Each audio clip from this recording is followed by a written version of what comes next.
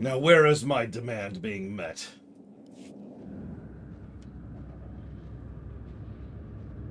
Sir, I've received an update from Aristocrat Sagano. The Ascendancy has announced they are mourning Syndic Zenta's untimely death.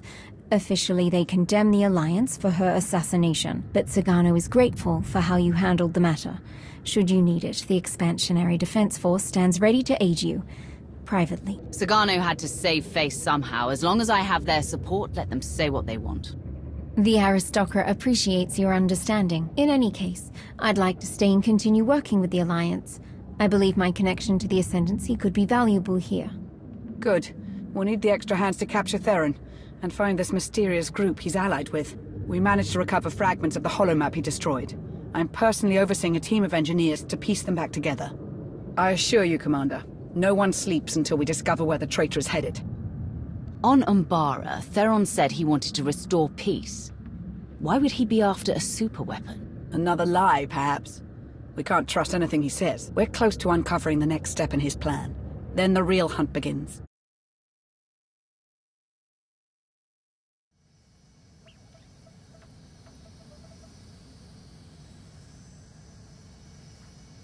We received the coordinates. You've proven yourself useful, Theron. I held up my end of the bargain, now it's your turn. Will this really work? You have no need to worry. The Eternal Alliance and its commander will be destroyed. The Order of Zildrog will prevail. What? That's who's behind all this crap? Really? Really? That...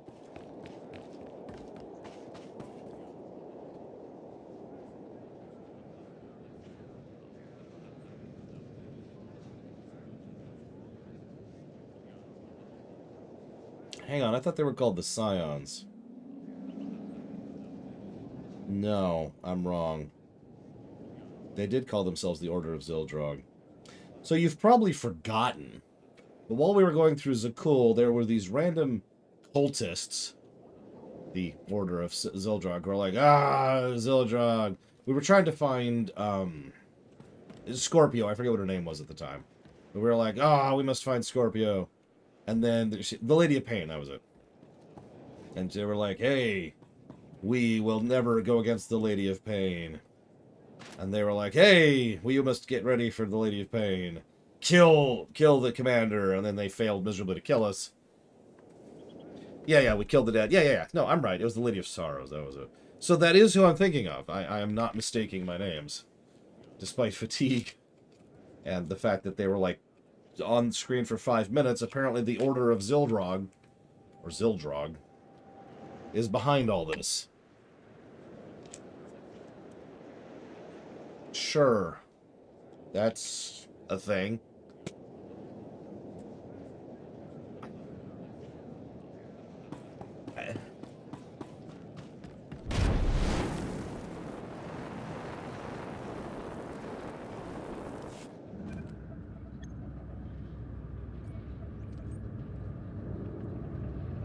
Commander, you're just in time.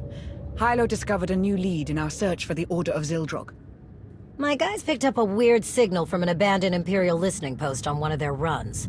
Seems it was meant for the Alliance. When decrypted, the signal broadcasts one word, Zildrog.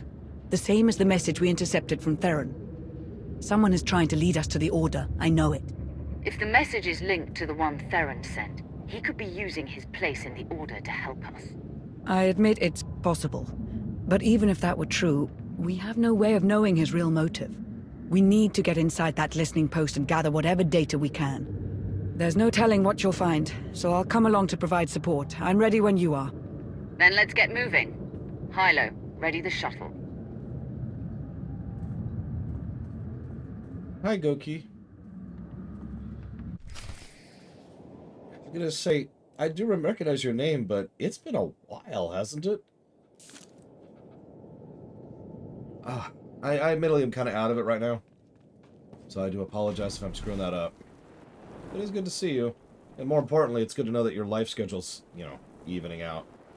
I've actually worked schedules before where, you don't know which hours you're going to be working, so you don't have static sleep schedules, which is, Incredibly unhealthy, by the way. Don't ever do that.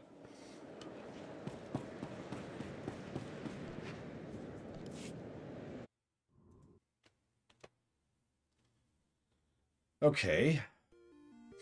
Hello, Imrodsky. One moment. Ah, thank you very much for the sub. Oh, sorry. I was thinking about subs for some reason. I know, I'm weird. What do you want from me? If you know what you want to put that towards, do please let me know. Yeah, I know. We gave, what was it, like 7 negatives for that crap? And it's all been for nothing. It was just to... whatever. So, by the way, hi, Cord. Sorry I didn't say hi. It is good to see you. I hope you're doing as well as you can right now. I was hoping Tyron would be here, but I think he's at work right now. So I have a hypothetical question. I've got one from Malachor, too.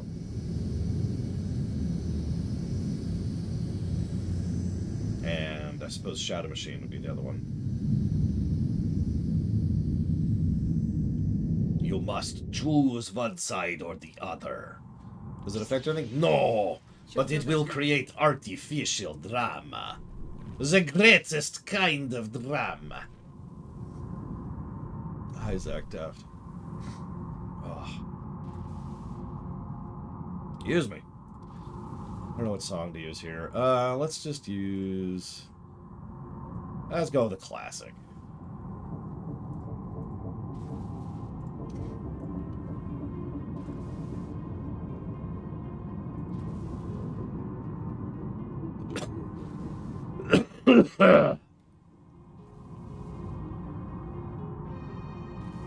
I have no idea at this point, Nerozos. Okay, you got it, Imrodsky. Give me one moment, and I'll put that down here.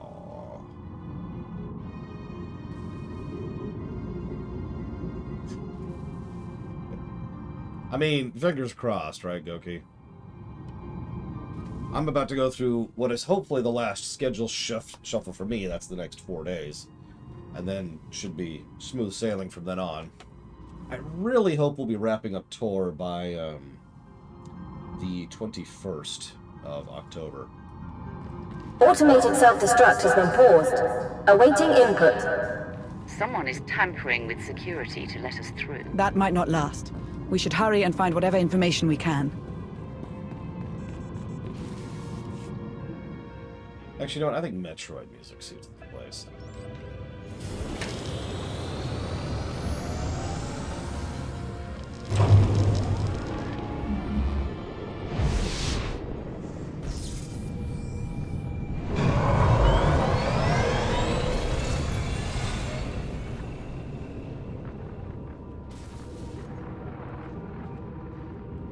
Today, I watched 2 children on the Spire fight over a discarded ration.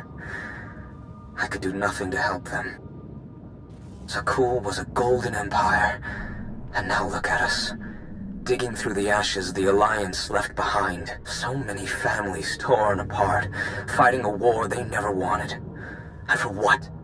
So the Outlander can lecture us about peace, while we're left with nothing?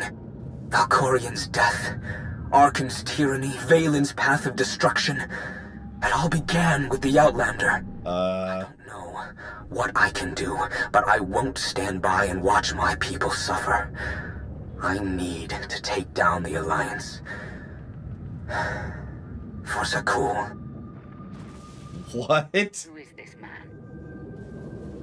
According to the data, his name is Vin Atrius, former member of Valen's Horizon Guard. He was reported missing 6 months ago. Beyond that, no records.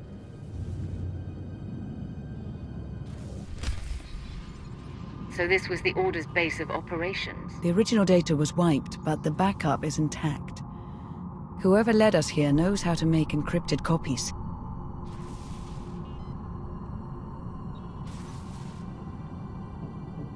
I think a terrible thing, Litario.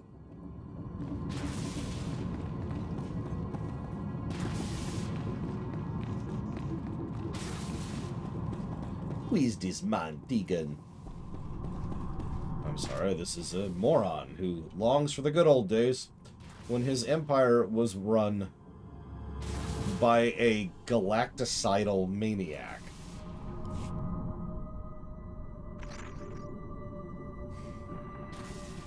There's only one solution. You must monitor everyone. Hold on, Minister of Paranoia. You can't invade everyone's privacy to sniff out a single rat. I can't, but the commander can. Give the order and I'll begin surveillance of everyone. Even Theron and myself. It's the only way to flush out the traitor. We spent weeks sweeping Odessen for bugs. And somehow they still had eyes on us. How is that possible? Wasn't that not on Odessen?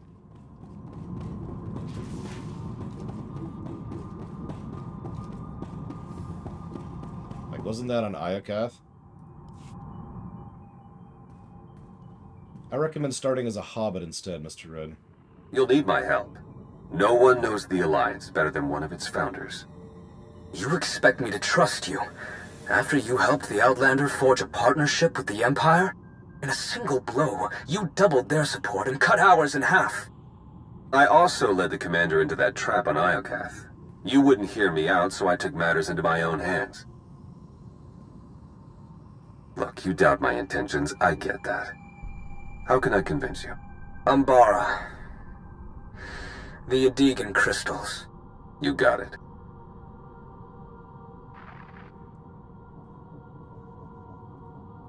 Yes, Latario.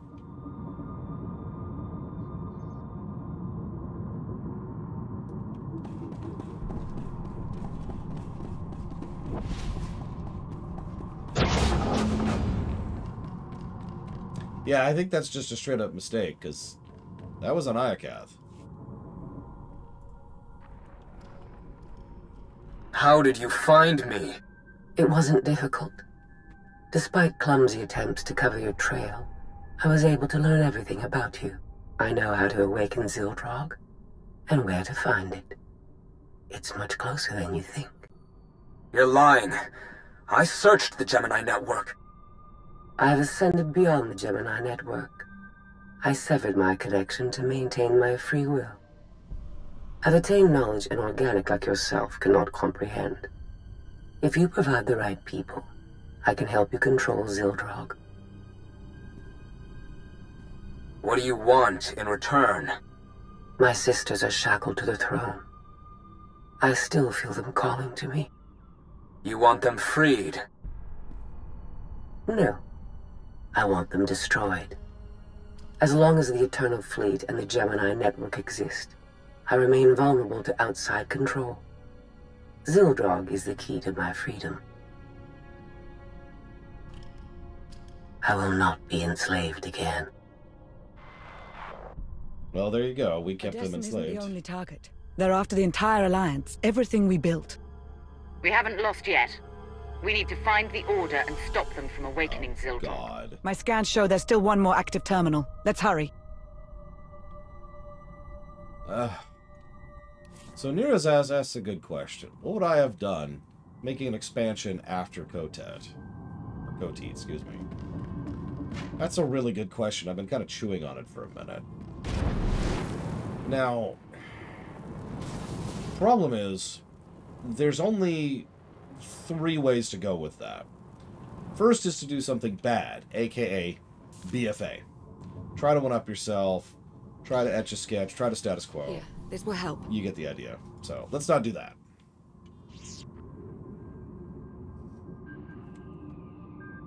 When Emperor Arkan gave the order to bomb my homeworld, we didn't even have time to evacuate. Millions of people, my people, wiped out in an instant. All because Arkan wanted to send a message to the Alliance.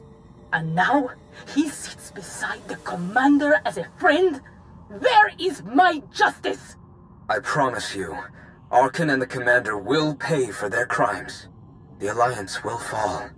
But I need your help, Gilanes. You shall have it.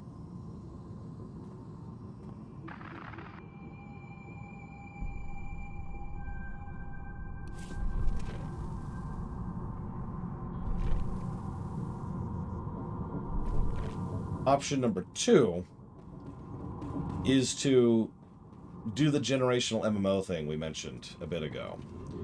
In other words, you make a new character, and we probably do a bit of a time skip. Maybe 10, 20, maybe 30 years. And we jump forward a bit, allow some time for events to sit, percolate, change, establish a new status quo so that we can then kind of play with it, right? So option 1 is the terrible option of escalation and stupidity. Option 2 is the option to do a generational event. Option 3, dramatic pause. I know better than to trust a Sith Lord, Darth Mortis. The Alliance had the chance to seize control of the galaxy, yet its commander wastes the throne's power on diplomacy. I'd rather see the Eternal Fleet destroyed than remain in the hands of a weak leader. That can't be your only reason for joining the Order. You must want something in return. All I ask is that when the time comes, you lead the traitor Lana Beniko to me. Consider it done. Yeah, that's who I thought it was. Okay. Okay, sorry for dragging this out, but option 3 is to do what's known as a breather expansion. Bring things down substantially. Deal with more local issues, have quests and events and dungeons, kind of cleaning up. Effectively a bit of a, okay, now what, kind of a thing. But the most important thing to do is to drag the overall tone and intensity down. Let there be this. Yeah, exactly, Shadow Machine. Instead of being like, oh my god, it's the biggest thing ever again, it's like, alright, hang on, we gotta go deal with the South Seas and the pirates down there. You can escalate back up, even in that expansion. Pandaria proved that. But you need to have that dip. So those are the 3 options Nero's has. Of those 3, obviously the third option is arguably the best option.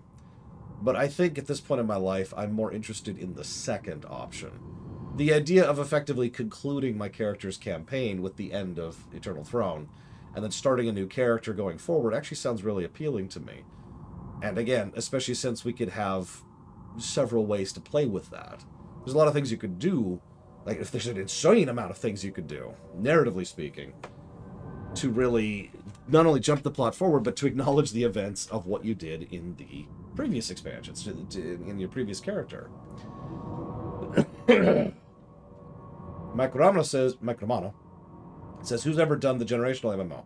No one ever has, of course, which is part of why it interests me. The closest we've ever gotten to that was Guild Wars 1 to Guild Wars 2. And even that was just kind of...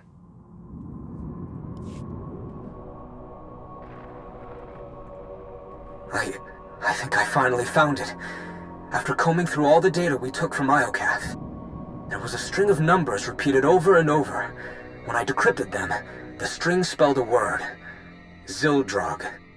I thought it was just a legend, but the dragon god of Zakul is real, and it's a super weapon, capable of consuming entire civilizations. I don't know how to wake Zildrog or how to control it, but I'm one step closer.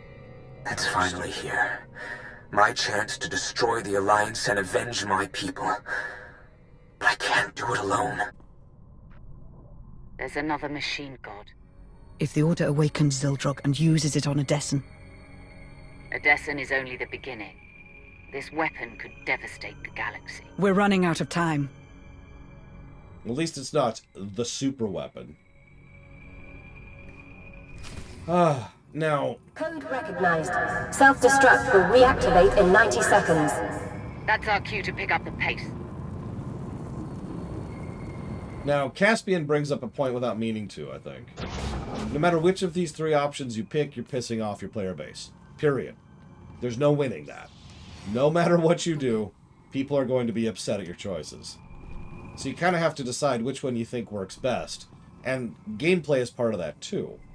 So, for example, if the generational idea might be more appealing to you, if you want to start to introduce either new classes or new specs, or new gameplay concepts, or new sub-leveling ideas, or whatever, right? New stuff that you don't want to add to the pre-existing game to destabilize it, so you make that exclusive to the generational character. So that could be a gameplay reason to go with that particular option. Maybe you maybe you want to have a bit of a soft reboot. Allow players to, you know, which they actually did with Kotfi, if you're thinking about it. And so that's, you know, that's another reason to do the dip thing, the Pandaria thing, and so forth and so on. You get my point, right? There's reasons to do all of these. It just involves picking one at the end of the day. Strange. New data was entered into this console just before we arrived. What does it say? It's a set of coordinates on Nathema. There's a message. They've found it. Hurry. Wait. I recognize this encryption method. We developed it together years ago on Rishi. Only 2 people know how to decrypt it. Me and Theron.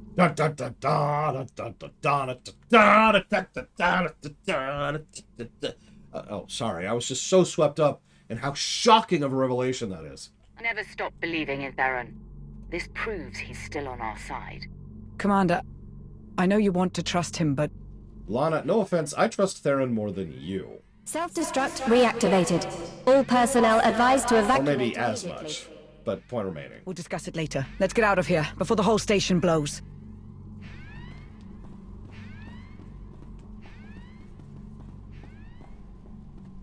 Yeah, which one would you pick, Caspian? I wouldn't mind knowing. Because like I said, all 3 have detriments, right? It's kind of a pick your poison.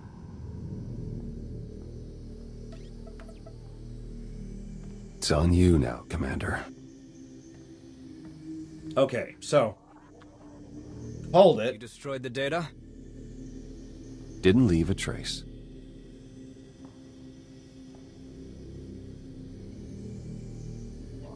The first option is BFA. AKA the terrible option. Oh, there we go. To explain that a little bit, what you can do is you could say, oh my god, we just ended a big major story arc and took down a multiple expansions worth villain we've been building up for years. Quick, we need to one-up ourselves. Okay, there's these new people, okay? They're called the Zildrog. And they're super strong. They're stronger than anything. And they're led by the Jailer, okay? And they're so powerful they make Thanos look like a joke, okay? And you get the idea. Thank you, Lola Bloss. I will put that towards the Dragon Age blog.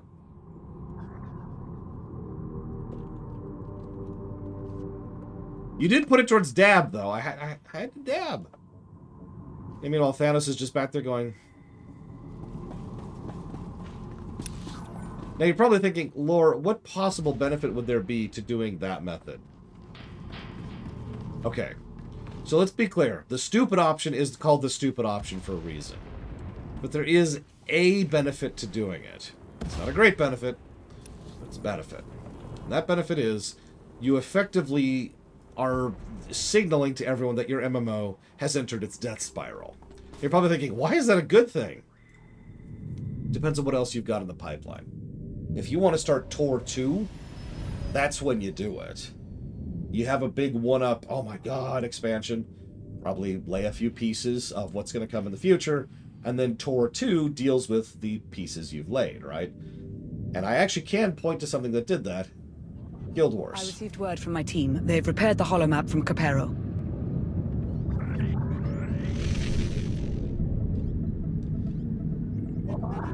The data confirmed the Order's objective is Nathema. I can't believe it, but Theron's information was good. What's more, the coordinates we received from Theron pointed to a specific location on Nathema. It may be Zildrog's location, but we can't know for sure. If the data we found is real, we need to destroy that machine before the Order activates it. The only chance we have is to follow Theron's coordinates. For now, we have to trust our information. In any case, I'm coming with you to face those traitors. We've come too far to let them win now. Let's show them who they're dealing with. Commander, there's something I need to say. Not so long ago, you placed your faith in me, in spite of my past. I was your enemy from the start, but Theron was your friend. He stood by your side through the worst of my attacks. Regardless of his intentions now, when the time comes, consider the same mercy you showed me. I appreciate the thought, but I've made it very clear that I never thought Theron betrayed me, dude. So thanks for reminding me, game. I know Lana has her doubts, but I never stopped believing in him. He's still on our side. I can feel it. There's good in him. Better than anyone to trust your judgment. Now go. Save the Alliance. So, let me elaborate a bit on the Guild Wars thing. Guild Wars 1 came out, and it was okay. I can feel the history here.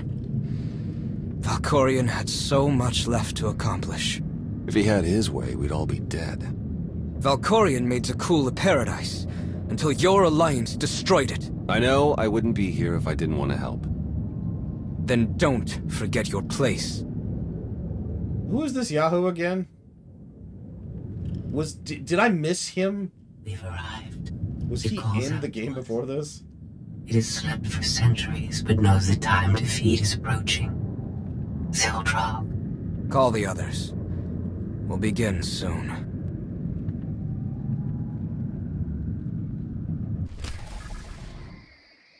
Anyways. So it really is a threat of the week. That's 2 threats of the week so far. That's impressive.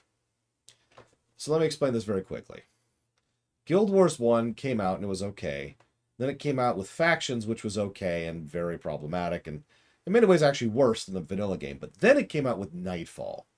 Nightfall was amazing. Completely smashed the previous 2 expansions out of the water in terms of both gameplay and story. Nightfall is also, for all intents and purposes, the conclusion of Guild Wars 1. At the end of Nightfall, I'm not going to spoil it for you, but it's a very big arc. It's an arc from Prophecies to Factions to Nightfall concluded, right? But there's one other expansion after that, and it kind of sucks. It's called Eye of the North. Now, Eye of the North isn't terrible, but their zone design got worse, and their gameplay had some weird issues, and their boss design got noticeably worse. There's just all sorts of weird stuff. And the story kind of meandered in a weird way. But the reason why was because Eye of the North existed for only one reason: to establish the scene for Guild Wars 2. And that's exactly what I'm talking about. Eye of the North was the, alright, let's throw out a crap expansion to try and one-up the previous stuff, specifically to set up for the next game. Guild Wars 1 then concluded, and Guild Wars 2 started about 100 years later.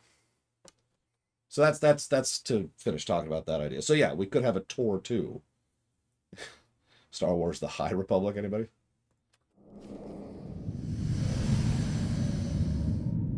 Meanwhile, back to Nathema,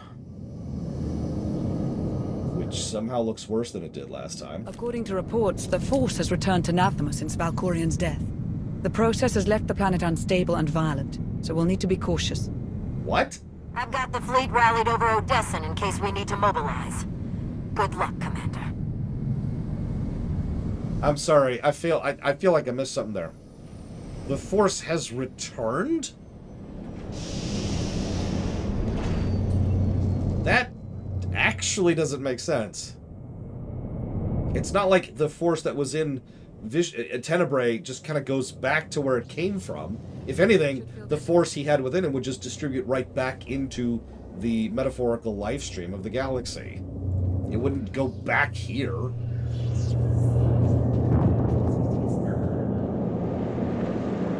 Whatever.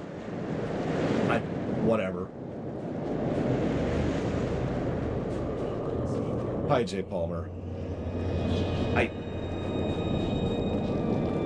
Oh, God, I swear to God if Tenebrae is here. I swear to God.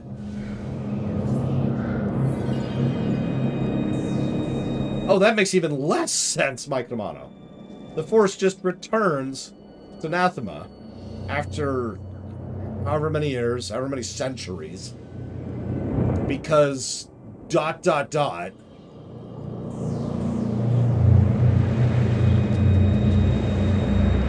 sorry. I know I'm coming across as harsh, but so far this Bridge mini expansion has a massive amount of suckitude. I don't know what else to put it. This is such a whiplash from the quality of Kotid. On both axes, I might add.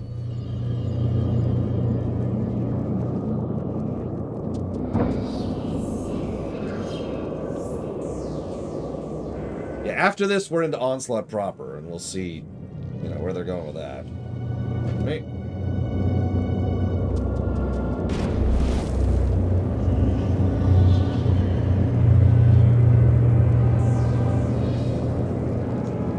This place was Nero's house. I was legitimately enjoying it. Amazing to see what the Force can accomplish in such a short time. I don't know. I know nothing about what's coming up. I am officially 100% in the dark about future content. Yeah, I noticed the grass, which... This is where the coordinates pointed to, but... really makes no sense. Like, grass doesn't just grow because the Force returns. They need to come from seeds and sun. I needed to meet somewhere. Water. Notice. I managed to give them the slip, but we don't have much time. Oh my god, there's grass. There's grass! There's grass! Anathema! You... Oh my god. Oh my god. You know what this is? For those of you who've played Shadowlands, you'll get this. This is literally... like, imagine for a moment that we've killed the jailer, and then we go back to the maw, and there's grass growing in the maw. And the funny thing is, that would still make more sense than this, because the maw is in the afterlife, and doesn't have to follow the same rules as physical existence. It's just... Yeah, Arthas is just chilling on the beach, having a martini. What's up? How are things? Everyone's cool? What the hell? They said I was crazy to trust you, but I knew you'd come back. I don't know how I could deserve your trust. I have a lot of explaining to do. I heard rumors about the Order of Zildrog through my old underworld contacts. It took me months to even find them, and the whole time, they were watching us. By the time I learned the truth about Zildrog, it was almost too late. They learned too much. I had to slow them down long enough for the Alliance to catch up. I had to join them, work from the inside. The only way to get Ven Atreus to trust me was to betray you. It wasn't the only way. Why didn't you come to me? The Gemini droid was watching. I couldn't figure out how, but she was recording every word we said. Telling you would risk the whole operation. I needed the betrayal to look real. You can't imagine how hard it was, putting you through that. But I knew you were strong enough. I had faith in you. So you infiltrated the Order and learned their plans. What are we up against? They found Zildrog in one of the Emperor's vaults. Looks like Valkorion kept it on ice as a failsafe. The Order has nearly finished their final preparations. Once they activate Zildrog, it's the end of the Alliance.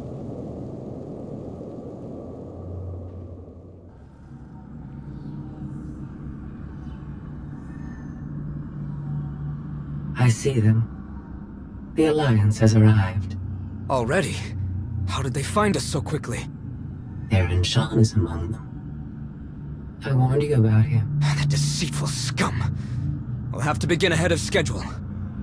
Make sure the others are ready. Our new ally will take care of the Outlander.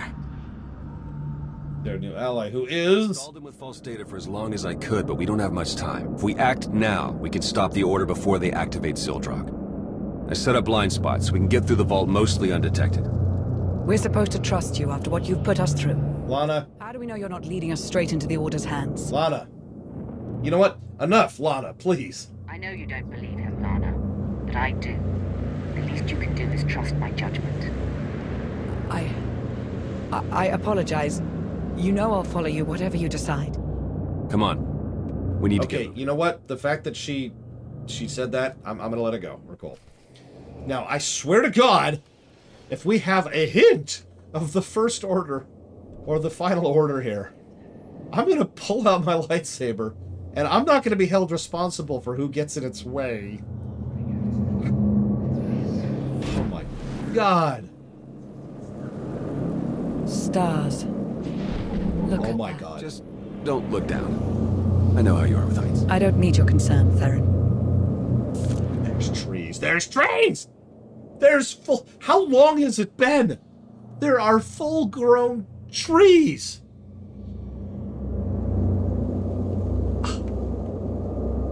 It's been a month! A tree... Do you know how long it takes a tree to grow? In normal circumstances? In a place that isn't a hole? A void in the force? Yet grass and moss is still bad. Trees? That's insanity! Some of you may or may not have noticed I've already given a negative, which I literally just wrote down as there is grass on Nathma. I feel like that says everything it needs to.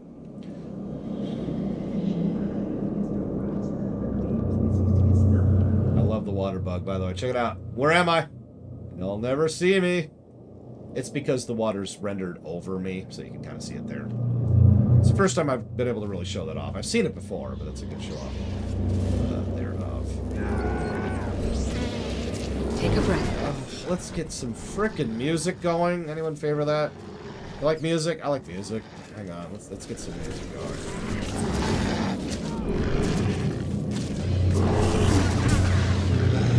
I'm gonna kill that too because honestly, I'm sorry. I know I sound like I'm making things up to complain about, but did you notice that the sound balancing and sound design has gotten worse since the last time we were here? Listen to this for a second.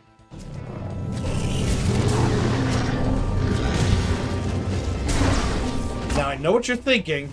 What's so bad about this, Lore? Speaking as someone who's actually done a lot of sound editing and working with voices specifically in his life, there's certain registers of sound effects that tend to intersect with common human speech, okay? This perfectly hits that particular range. It's just bassy enough to help blanket dialogue. You probably noticed it in the previous cutscene, where people were trying to talk under this crap. Then there's the fact that it's just too loud, in general. Like, this is way too loud for ambient sound. In fact, what this sounds like is the ambient sound you'd put in the background of a storm. So much so that I'm willing to put money and say that that's actually what we're listening to, is a storm's ambient soundtrack. Because the actual noise of a storm, usually you want to put on a separate layer from the ambient noise of it, right? To spread and filter that out a little bit. So the and the that's on channel 1, and the that's on channel 2. And it's way too damn loud, and it's the wrong register. So died of fire. What is this crap?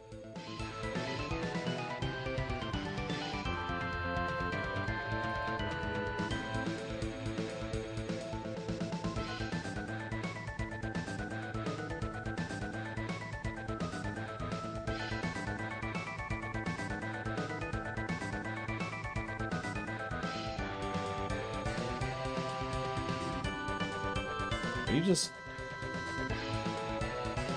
Okay.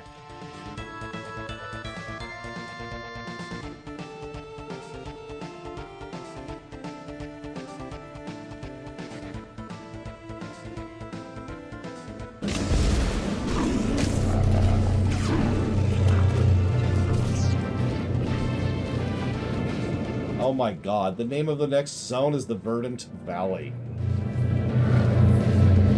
Yeah, this ambience also doesn't fit Took nearly their this. entire base with them when they left. Had me destroy what remained. So, Tyron and Cord, since you're both here, and Malachor if you're listening, and Shadow Machine if you're listening. Hi, Melissa GM. So we're counting this as part of Kotit, which I'm okay with doing. That's kind of the format, right? Bridge stuff usually goes to the previous expansion, not to the next one. Do you think that's correct? Like, do you think we should go ahead and commit to that? Magister, you're amazing. So give your opinion too. But the point is, do you think we should keep considering this part of Kotit, which is what we're currently doing? And I know, I'm asking for the worst possible reason. But it's partially because Tor also has a very unusual expansion structure. Lana, I know I'm not exactly on your good side right now, but You should have told me your plans. We were supposed to be a team, Theron. you had to be in the dark. That's what you told me on Rishi, wasn't it? That's not... We can discuss this later. Focus on the mission. That's actually hysterical. I was about to say, you did this to him, Lana. Remember? On Rishi? Only he remembers. Pepperidge Farm remembers. Yeah, patch content still got included in 14, and that is how we'll approach WoW when we get there. Why am I fighting Should this? feel better now. Yeah, no, okay. We'll count it as part of Coteat. I think just for fun, we will go ahead and come up with like a temporary, like an iron number, I think someone suggested. It's loud. Just to kind of come up with what Coteat would have been like without this crap. Oh my god, this is so bad. Hang on, let me, you know what? I think this is the most appropriate song I can think of for Nathema.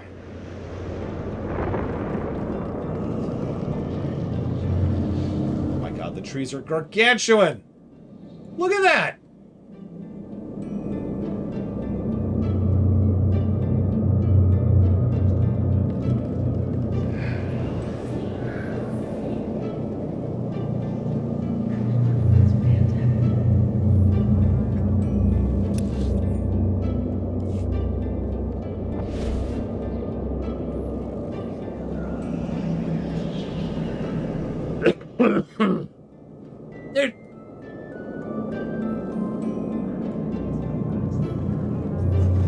Do you mind if I share an example of why the trees are pissing me off so much? This never actually happened, but it was used as a thought exercise for some Star Trek writers a good 30 years ago. Imagine, if you will, for a moment, you're watching an episode of Star Trek The Next Generation, okay? Now, if you don't know, the main character is named Picard, Jean-Luc Picard. He's the captain of the Enterprise NCC 1701D. So, imagine he's... I don't have my mug. He's sitting there with his tea. Takes a sip. And then opens up the window in his cabin and just stares at it for a few minutes. The episode never acknowledges this. It never... There's no consequence for doing this. He just opens the window and says... And then goes on with the episode. This...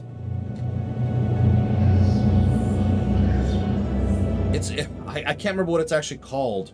There's a very specific type of world destruction that is. And it's actually pretty rare, because there's an entire department, or rather type of department in Hollywood, whose only job it is to prevent crap like that from happening. And that's what these stupid trees are. These trees are Picard just casually opening a window into space with no force field, Retu. A pull technically on me. Also, this question predates First Contact, but the fact remains.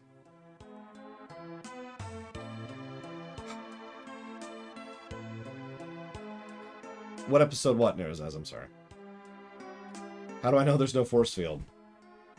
Okay, that's fair. So he opens up the window and then sticks his head out it. Then comes back in and closes the window. Is that better? Jesus Christ. The whole point of this is a form of background lore destruction, where something that's happening in the background so violently contradicts the pre-established rules of the setting. Someone shoot Caspian for me, please. With donuts, obviously.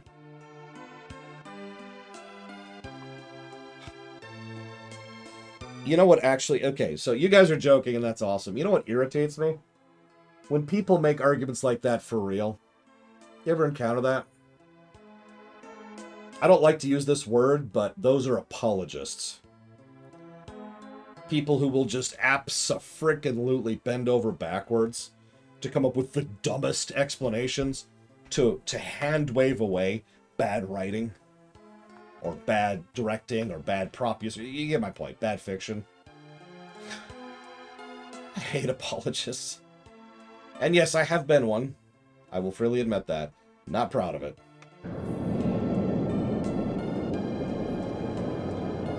Oh.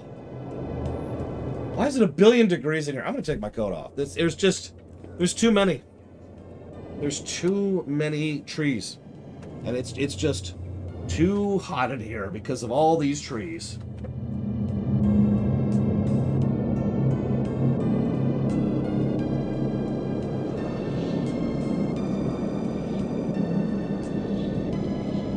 Now, for an extra $23 million,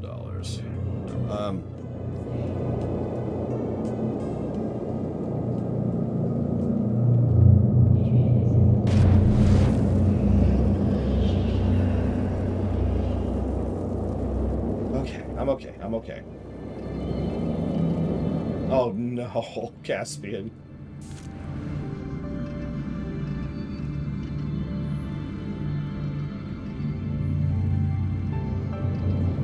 Hey, I got a random idea, J. Palmer. Don't make it Nathema.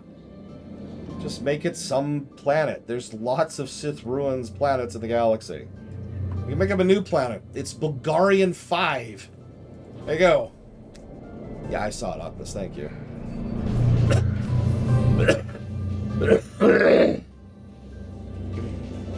Oh my god, this planet's killing me.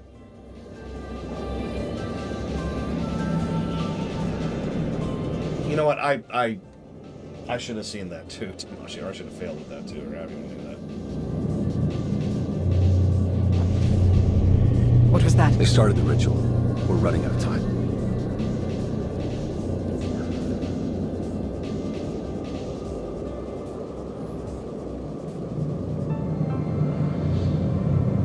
Honestly, probably about as bad, Orcor.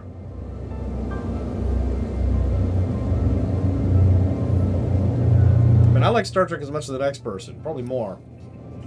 But the Genesis planet was always stupid.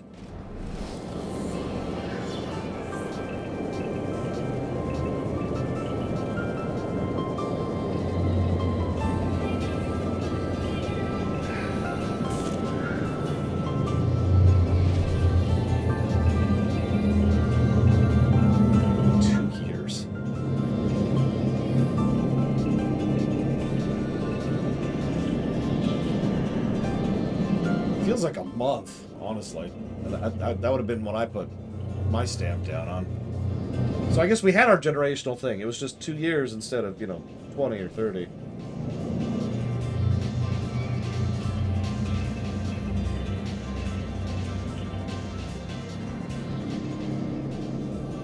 Commander, you've done well for yourself since we last spoke. Hey, Ravage. Shame you stepped on the corpses of your mentors to get there. Are you freaking kidding me? Barris, I labeled you a threat, but then you cut down our master himself. The man who named you his wrath and gave you power. You are a menace to the Empire and a danger to us all. You must be exterminated. Our master tried to consume the galaxy to extend his own life. I did the Empire a favor. And who will be next in your rampage for justice? I don't intend to find out. Enough talk. I've provided a distraction for you. Deal with it as you will. When you're finished, we'll be ready. This could be General Garza?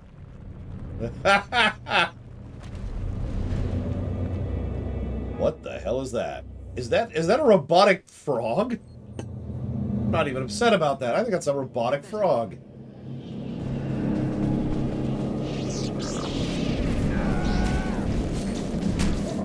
And of course, I'm trapped.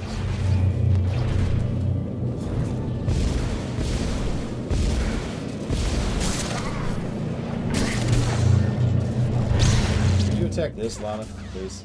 No, this over here. I was gonna say this could probably be Zash or Kem.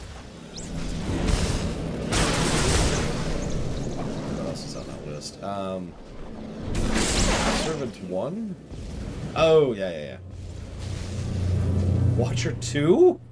Okay, that irritates me a little bit. How the hell could this be Watcher 2? She was cool. Especially given her specific quest back in Rishi.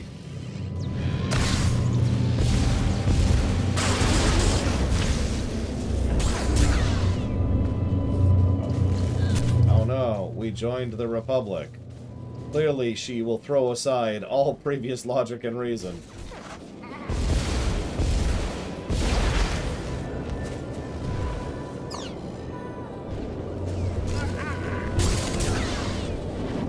I was gonna say, some of these characters make sense, but some of them are like, really?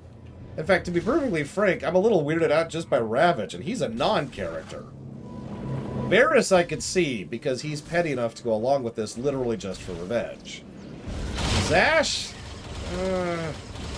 Kemval makes sense. I can see Kemval. Garza?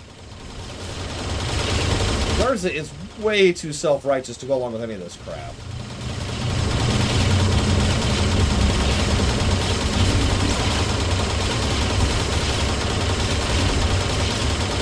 Boss fights, ladies and gentlemen.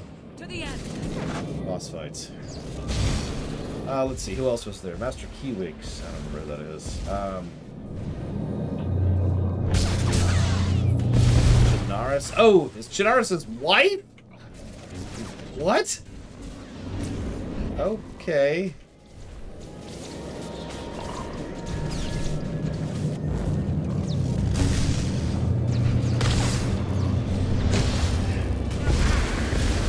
Void Wolf's daughter? At that point, you're just reaching.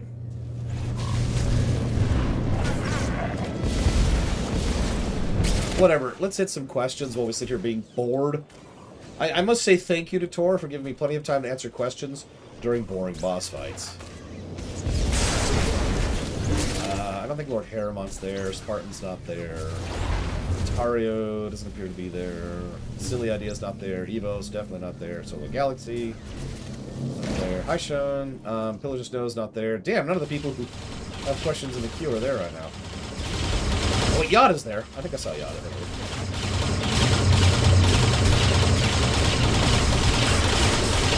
Let's just get rid of that noise spam, shall we? I didn't see a question. Oh, nope. No, I don't see a question for you, Zaktan. I'm on a Sith Warrior, Goki. Yes, delete the queue. Oh, sorry. So Lothario says, it seems to me throughout Mass Effect 1 that there's the idea that these things should be beaten conventionally. There's so much emphasis on the power of teamwork united together against impossible odds. Do you agree? Yes, I do. Lothario is there, though, so we'll go to Lothario's earlier question. Oh, damn, no, I actually already answered that one. That was the suicide question one. Do you have any of those in the queue? Looks like no. I've asked Zalok to help me make a version of this script, which makes it a little bit easier to keep track of. Right now, it's literally just this gigantic chunk of completely unformatted text. So it takes a little bit of time and effort to look at it and be like, okay, hang on. It's one of the reasons I tend to try and read the questions from the bottom, aka most recent. Up. Tor is on console? Holy crap, I didn't know that. I am playing this on PC, however. Would this be more interesting if it took place on Kashyyyk? It would lose a story negative if it was on Kashyyyk. And then we'd have to ask why the Rakatans were totally cool with this thing being there.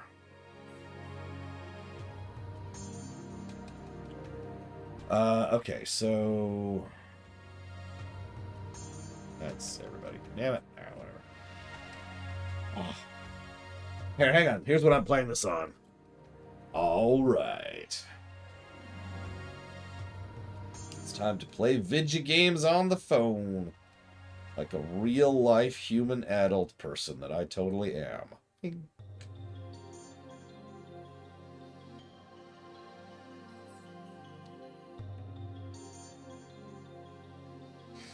You know, I've actually gotten that question a few dozen times, Lothario. But my answer's never changed. Can you guess it before I tell you?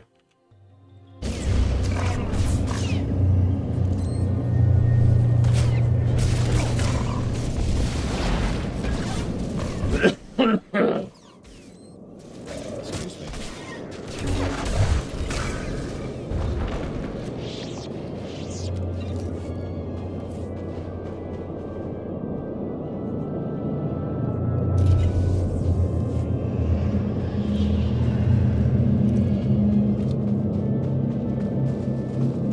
Man, that's loud. I feel like I have to yell.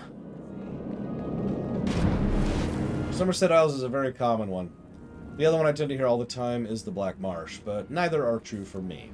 I would set it on Akavir. That's been in my mind, honestly, since Oblivion. But after Skyrim, even more so. That's where I'd go. Take it off Tamriel entirely. Okay, it's not on console. I was curious. See, WoW's not on console, but is getting there. And let's be honest, it's probably going to come out on Xbox next year. And FF14 is available on console. And I feel like... I know STO is available on console. I'm not sure about what other ones are.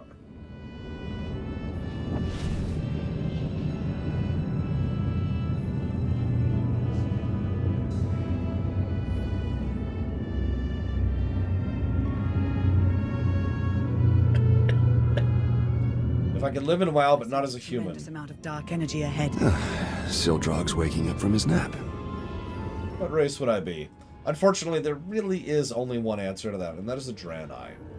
As much as the Draenei are ugly as sin, male Draenei anyways, the truth of the matter is they have infinite lifespans.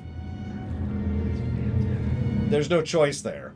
They also are innately magically talented, so that's helpful too, but the point remains, infinite lifespan. I'll take eternity, thanks.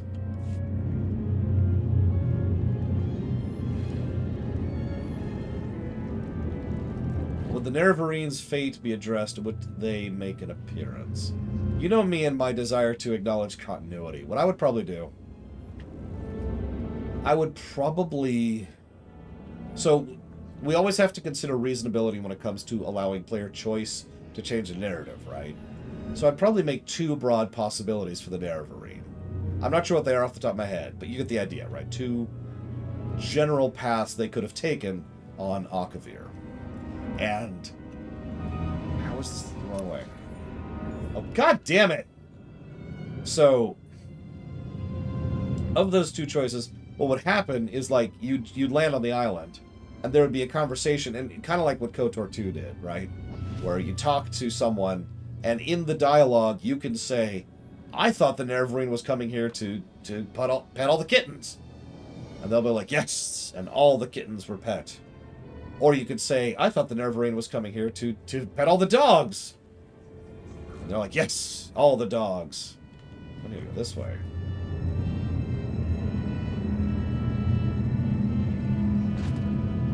And that way, you know, you decide pretty much in the intro, probably in the tutorial area, what kind of general path the Nerevarine took, and that would inform a lot of the quests in State of the World thereafter. Or State of the Continent, rather. This is hard to see, too. It's like that perfect blend of shadows and dark and gray.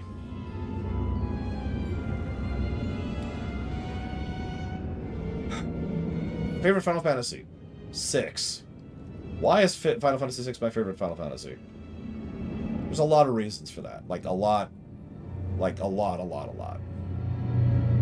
it really boils down to is it's very deeply, personally important to me in my real life. Sildrog is just up ahead. Get ready for a fight. The theme of it connects with me in a way that nothing else really ever has. It has a great story, and it's got great gameplay. And at the end of the day, we talked earlier, I know you weren't here for this, Goki. We talked, I think it was yesterday, about how I lean more towards good gameplay than good story. Because I love story, but I need gameplay, right? You know, no matter how good the soup is, if you just give me a strainer to drink it with, I'm not going to be super happy with that. So... FF6 has really damn good gameplay. And that's the point. Good story is nice, good gameplay is great, but both, those are the true greats for me. Only the games that have both excellent story and gameplay belong on the very, very top of the list for me. And so far, we've only reviewed 3 games that are like that. Portal 2, Grand Theft Auto 5, and Final Fantasy VI. I don't believe I've ever reviewed an open source game, no. I was wondering what that message was, period. How are things going? Question mark. How is she doing? Question mark.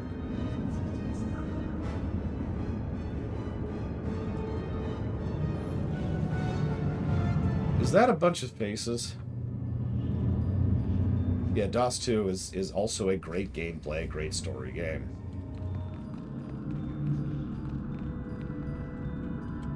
Oh, whatever. Let's get some big dramatic music. What is this? For this dumb fight we're about to do.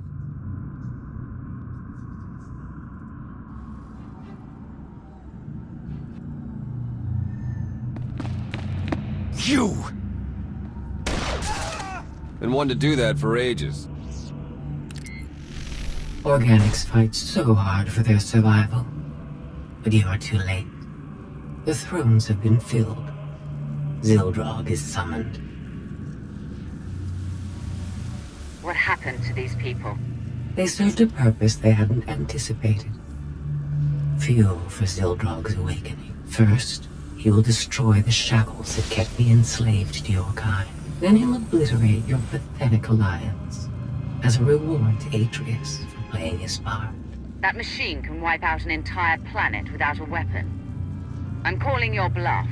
What stands before us is only Zildrog's mind. I'll show you how little you understand. The time has finally come. Zildrog awakens.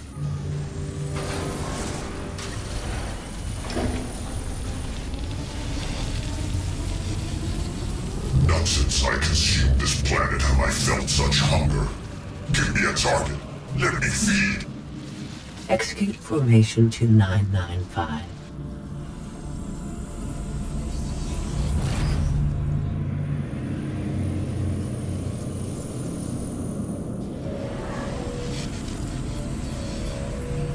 It is done. What was that?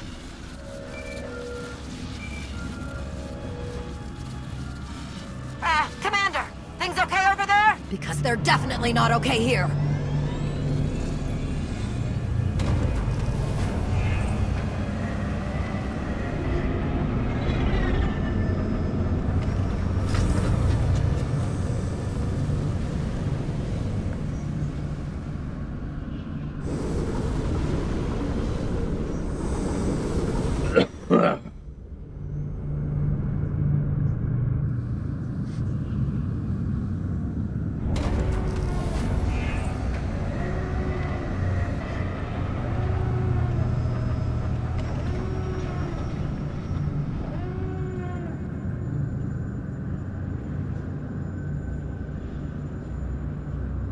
I'm in shock at how stupid this is.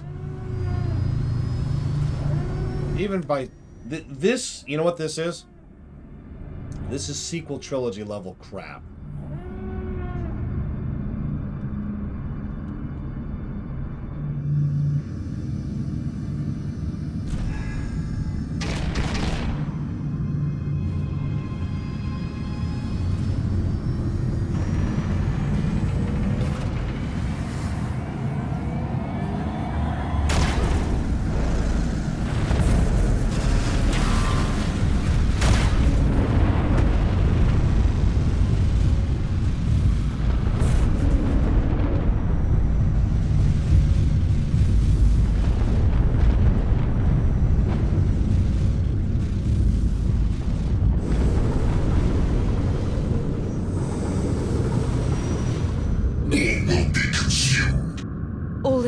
Zildrog was...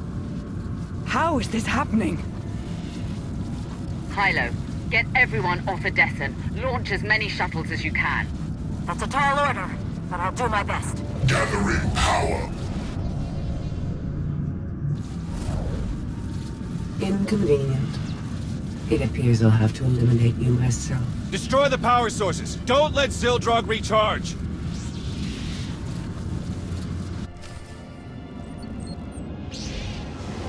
Here, this will help. Your attempts to survive are pointless.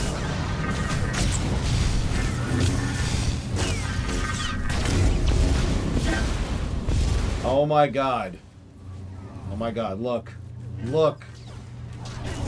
Sky Troopers. Accept your demise.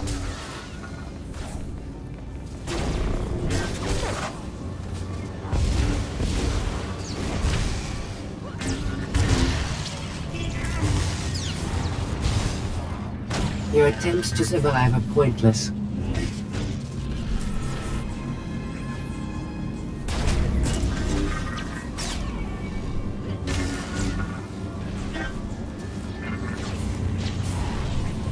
I will not be defeated so easily.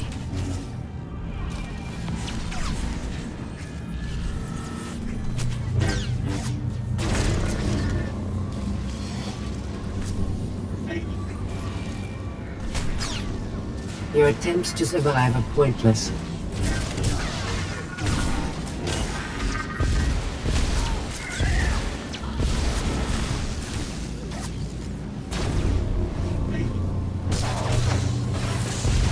Accept your demise.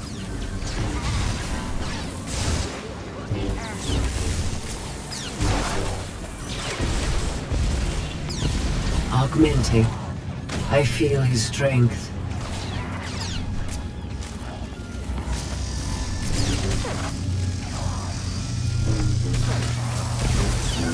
Hey, Ravage. You think you picked the right call there, buddy? You know how you can tell I'm actually upset, Ossus? Because I'm not saying anything. To destroy you. Take a breath.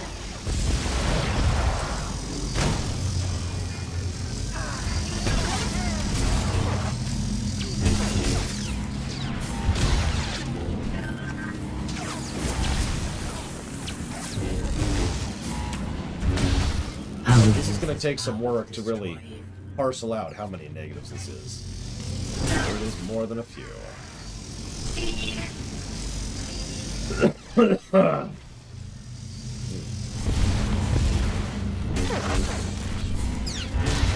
Zildrog's power is mine.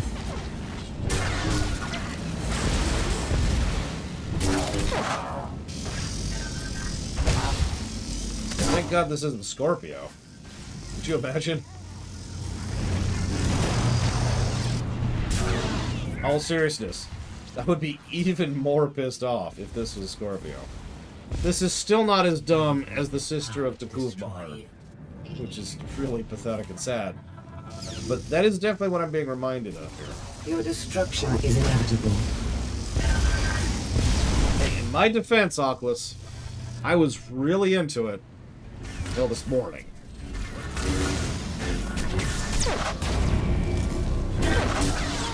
I will not be defeated so easily.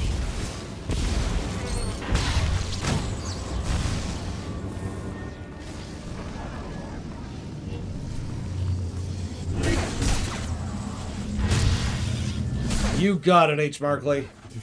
By which I mean, I'd rather tear out my eyes and eat them.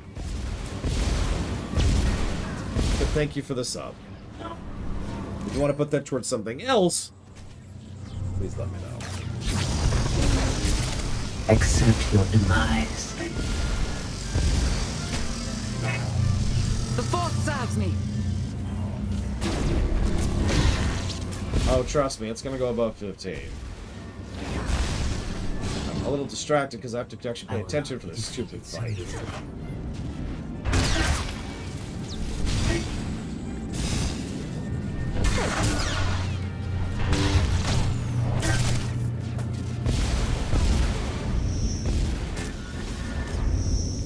Your destruction is inevitable.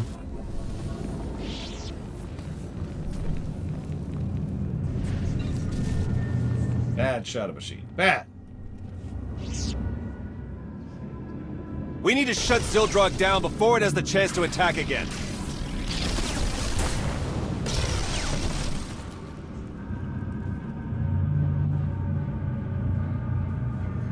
tech involved shouldn't be too different from Tithe, so I think I can slice into it. Theron, no! No. Theron's dead. To an idiot who I don't even remember his name. Because he was just introduced to the narrative a couple of hours ago.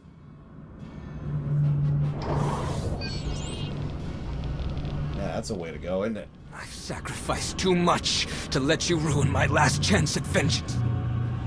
Zildrog will destroy Odessen, and you'll finally know how it feels to lose everything. I'll tear you apart for what you did to Theron. There's the true Alliance Commander. It's time to end this! Zildrog! Why am I standing here letting you talk?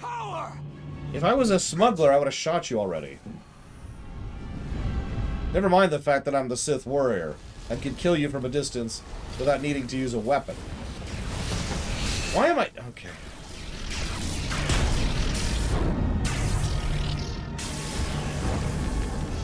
Consume our enemies, servants of the dragon.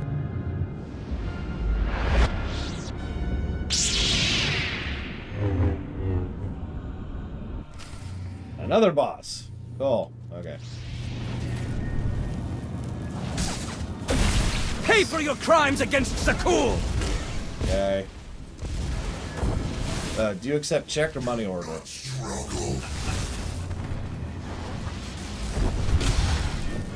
You know what? Hold up. Hold up. Hold up. I won't let you escape punishment! Use my power, servant!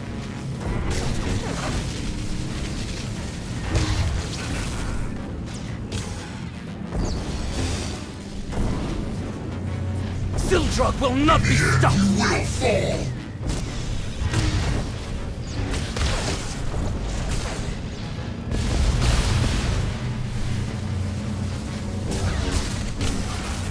Do not struggle! Everything is your fault!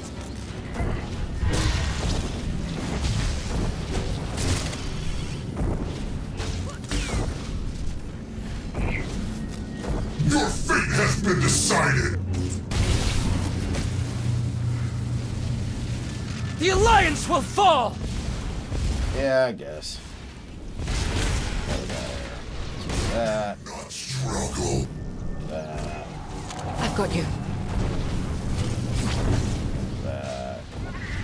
Everything is your fault! That. Groin. Throw a grenade at him. Choke him. Not these. And then we'll throw some debris at him. The Alliance will fall! Your fate has been decided! Damn it, now? Really? Alright. Okay, sure. You only prolong the inevitable! I will take everything from you!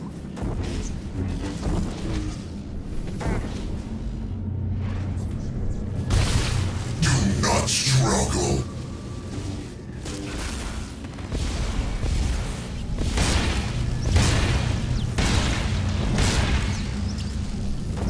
Everything is your fault! In the end, you will fall!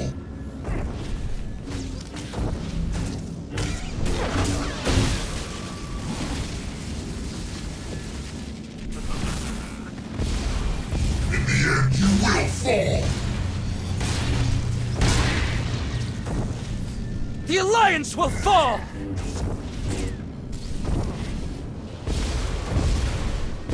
Your fate has been decided!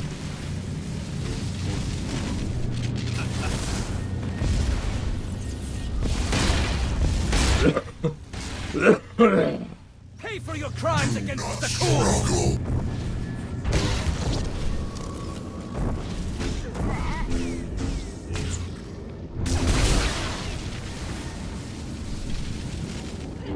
You only prolong the inevitable!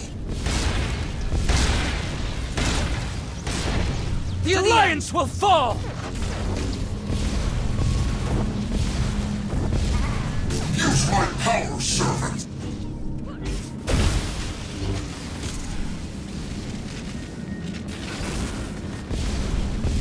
Everything is your fault! You Use my power, servant!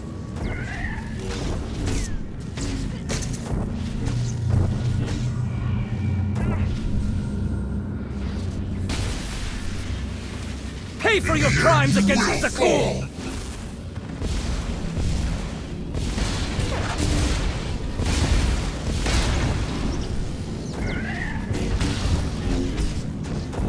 Your fate has been decided! Zildrog will not be stopped!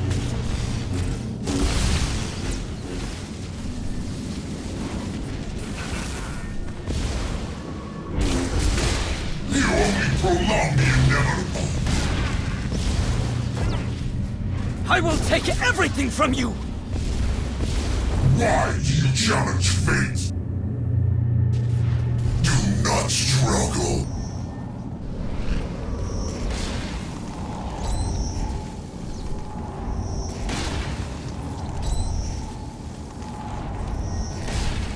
Use my power, servant!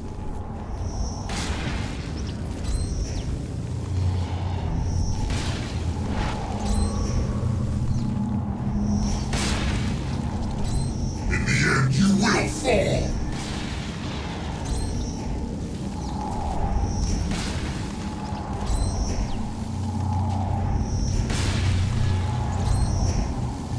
Do not struggle!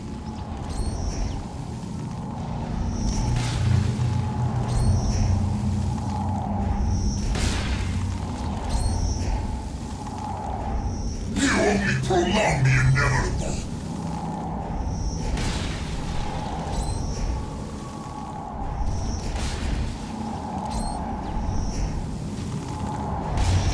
Do not struggle!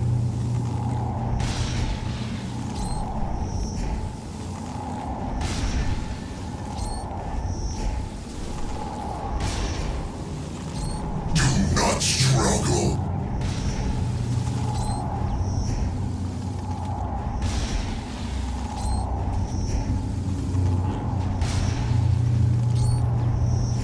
In the end, you will fall!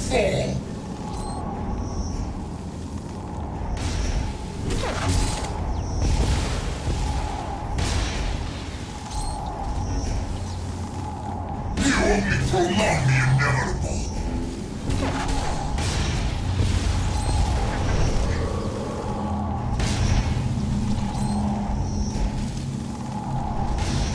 Do not struggle!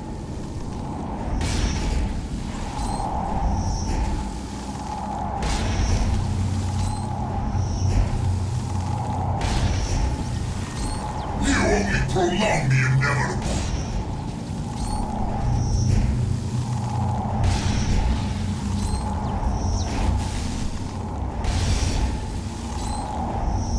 You only prolong the inevitable!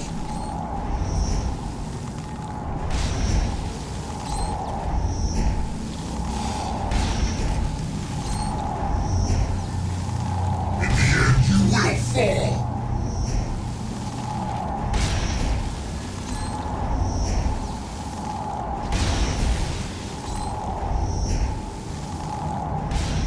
In the end, you will fall!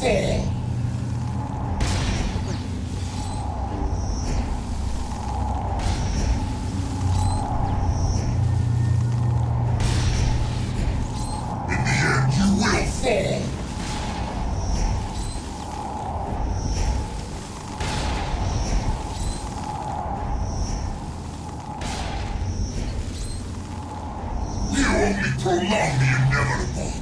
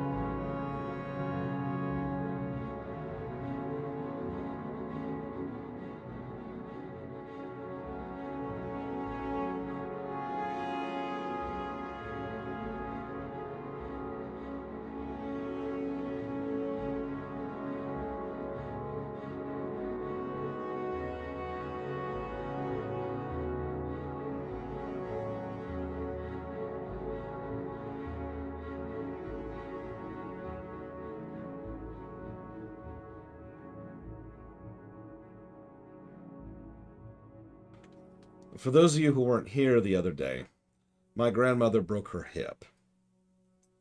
And she has very, very restrictive visiting hours. And visiting hours also include phone time. So, end statement.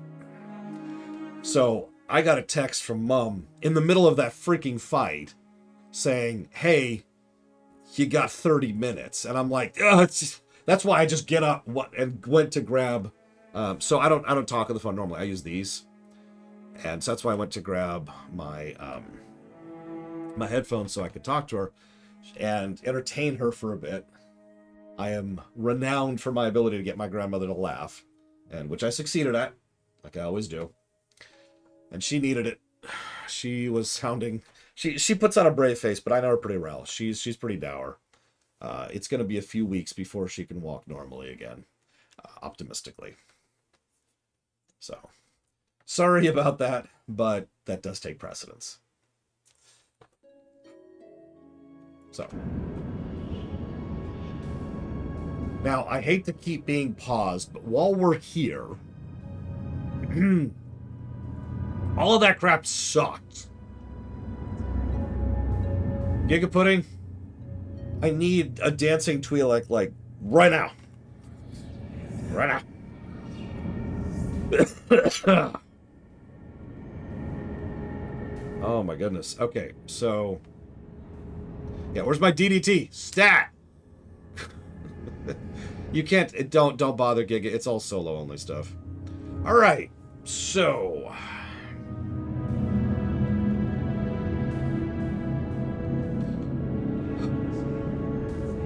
what's the name of the thing I just killed? I actually can't remember. Hey, Giga Pudding. I don't want to spoil you, so I won't. But when we finished Kotit, and got to the credits, I hadn't given a single negative to story. Between then and now, which is all today, I've given 14 so far.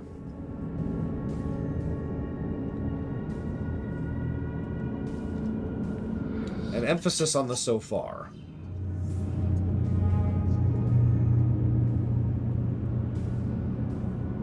Now, I also want to share one other thing about that fight. Hope you enjoy it, Giga Pudding. And she's gone. That's because I haven't updated the HUD. It's because I haven't even updated the document yet.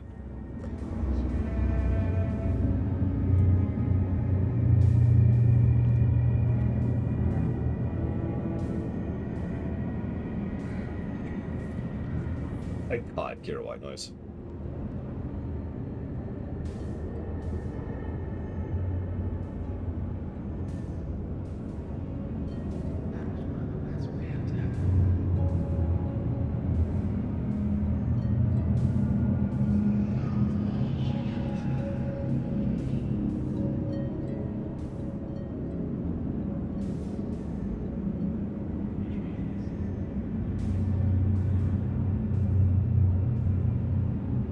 Thought I had a couple more days, Giga Pudding. Oh well. I'm not going to stream until the 11th anyways. So this is just for you, Giga.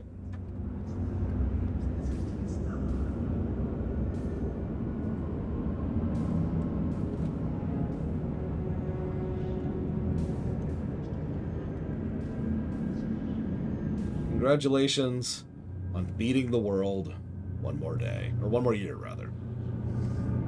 Oh my God, you're so young, Giga Pudding. My goodness. Oh, Marwin's music is legit.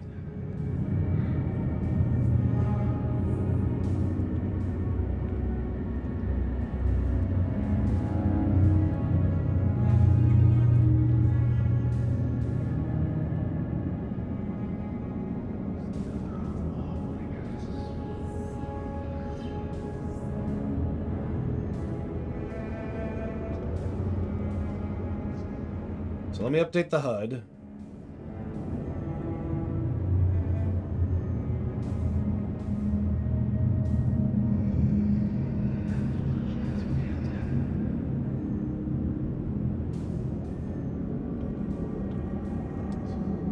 Oh yeah, you want to hear the other funny thing? My grandmother's birthday is today.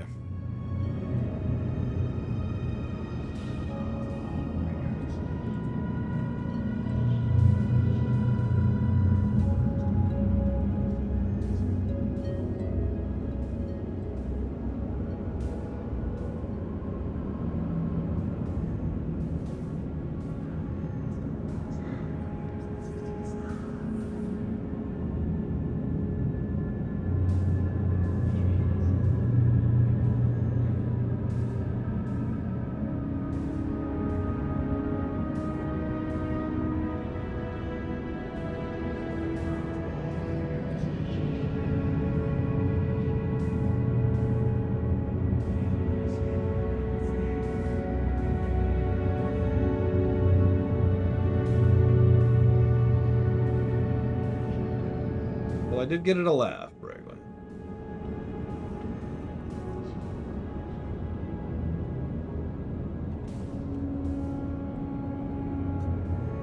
Just for you, Giga. You can tell, because I don't even have it on my desk anymore. I put it up here.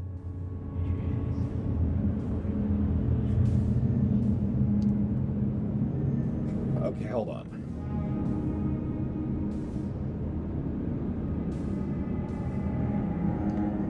Okay, I think we're caught up on negatives at the moment. Hang on.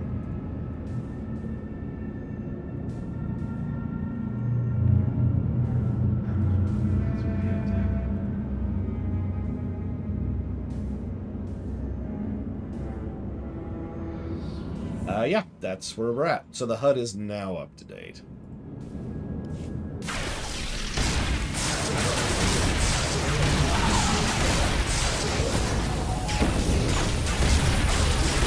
Systems failing.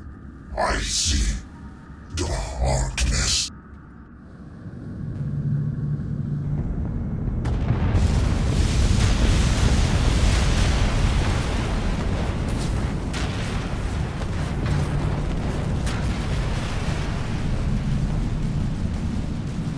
Okay, and there goes the gravestone. So, we lost the fleet. And we lost the ship. For some reason.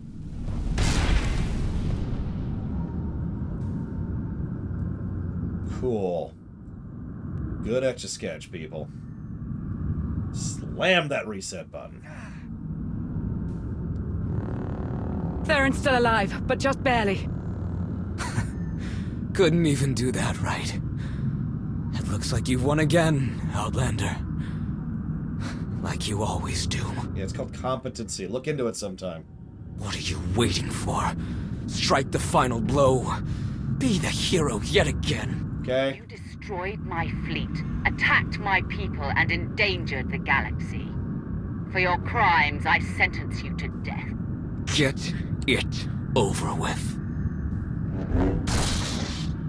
I prefer white. We don't have much time. Zendria. Unless we get Theron to Odessen, he won't make it. Call a shuttle. We're taking Theron home.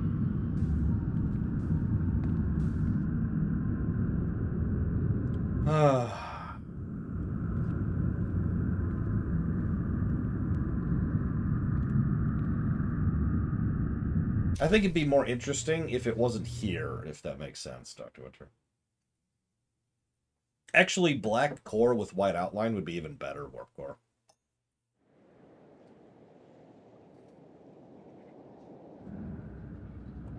No Alliance casualties, minimal damage to Odessen, and we stopped an ancient machine from destroying half the galaxy. I'd say that's a win. Factions associated with members of the Order have offered their apologies. But the fact remains, the fleet and the gravestone, our two strongest weapons, are gone. The future of the Alliance is uncertain. What happened on Nathema is proof that we need change. Odessen was nearly destroyed because of the Alliance. It's better we lay low for a while. A vacation wouldn't be so bad, would it? After this, I imagine the Empire and Republic will double down on their war efforts. We may need to consider who we'll support when the time comes. Of course they will.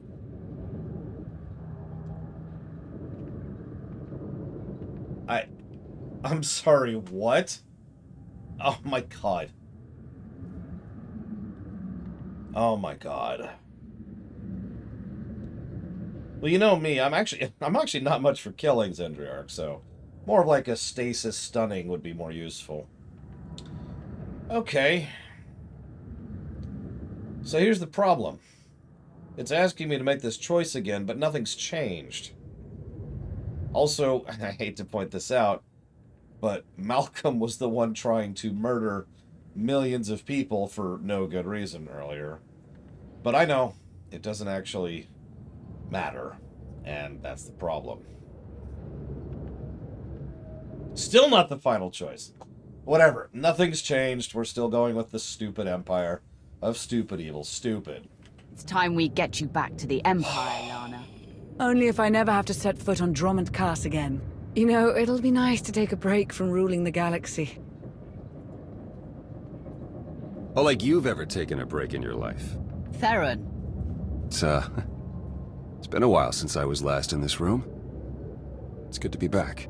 Look, I know I put you through hell. I was reckless and stupid, and it almost cost us everything. I probably don't deserve the trust you showed. Theron.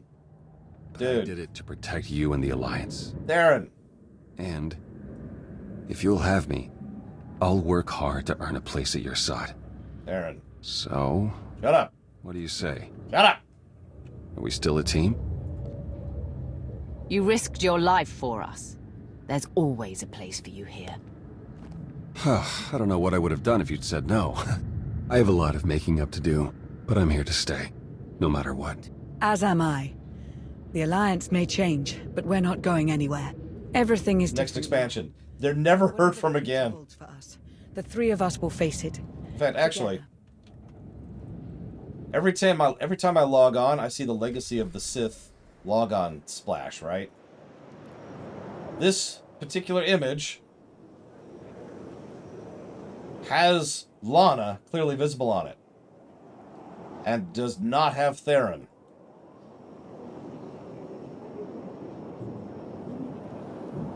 Like, she's right there. And then there's some Twi'lek girl, no idea who that is. Someone who looks way too much like Malgus. There's another Twi'lek girl, that's weird. There's a Sith dude. There's some Selkath for some reason. I have no idea who that is. And I have no idea who that is. Here's the image. You can see what I'm talking about. But yeah, this has been my login screen ever since this run started. And the moment I noticed who Lana was, it's like, oh, okay.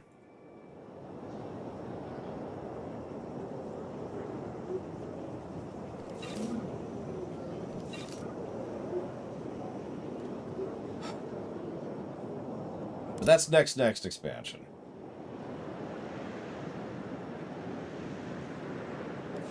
I need to double check something. Because I believe the next step is Onslaught. And I am correct. No! Let the axe fall upon Koteet. I just need FF5 music right now.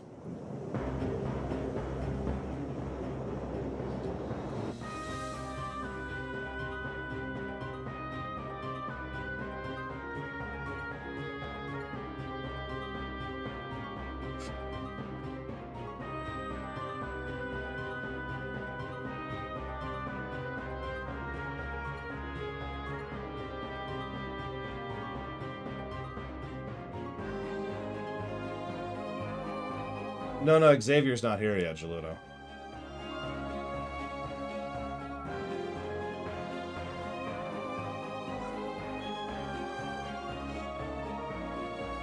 Yes, I did, Damash. I just need to punch in a few things here. Give me a minute.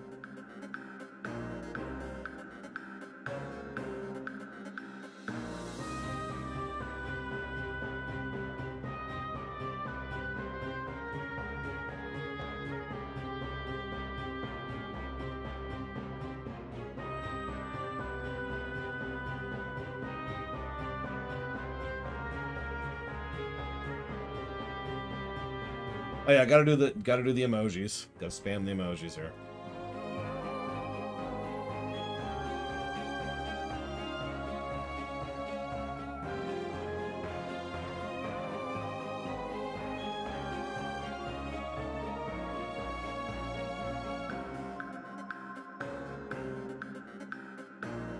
Give me a moment.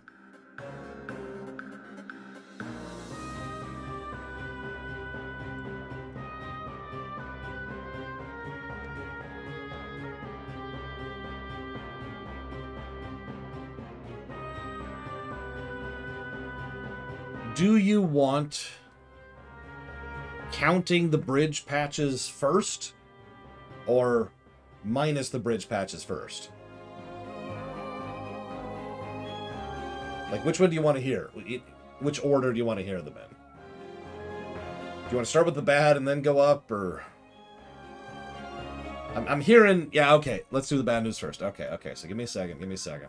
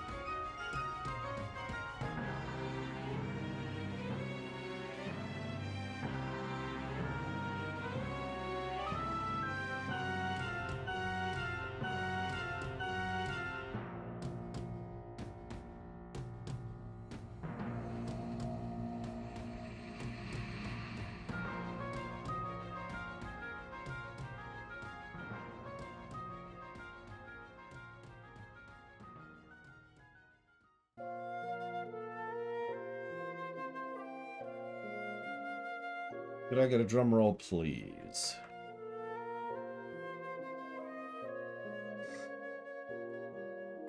While I get a drum roll going, Hut Cartel scored a net 0.8. Just barely net positive.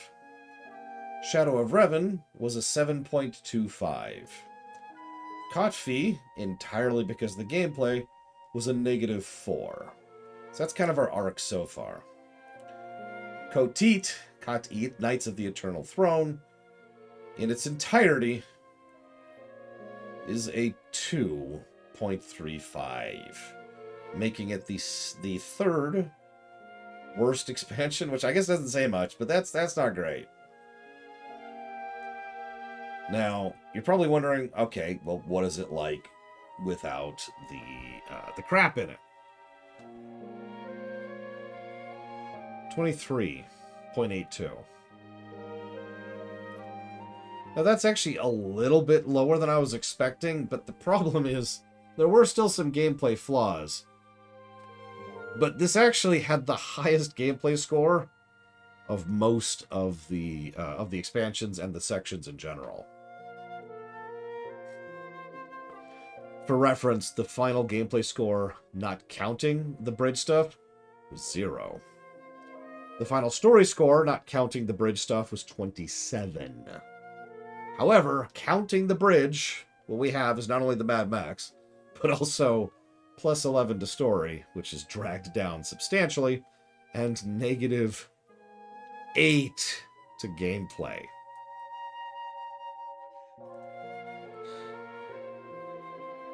God, that's just discouraging. That's just discouraging.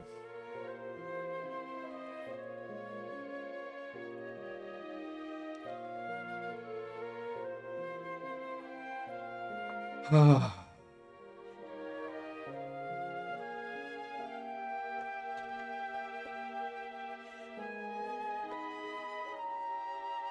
going to take a brief break. Very brief. I'll only be gone a couple minutes. So sweet. I'll give you some music to listen to. And then we're going to start up Onslaught. See how that lasts. So I'll be back in a couple minutes.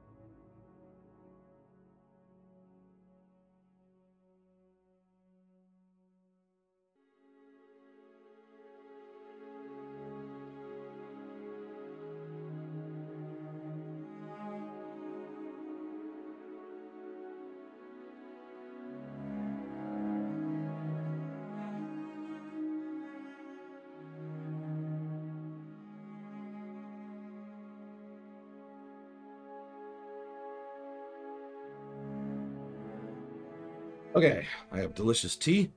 I even got the good tea. I didn't even get to tell you this worst part about that boss fight. I don't know if you noticed it. The boss's actual hitboxes were strangely positioned. You may have noticed me kept looking up, trying to figure something out in the middle of the fight. It's because certain aspect of the boss's collision geometry were interfering with line of sight. So at certain angles, at certain distances, I literally couldn't physically attack the boss because it was out of line of sight.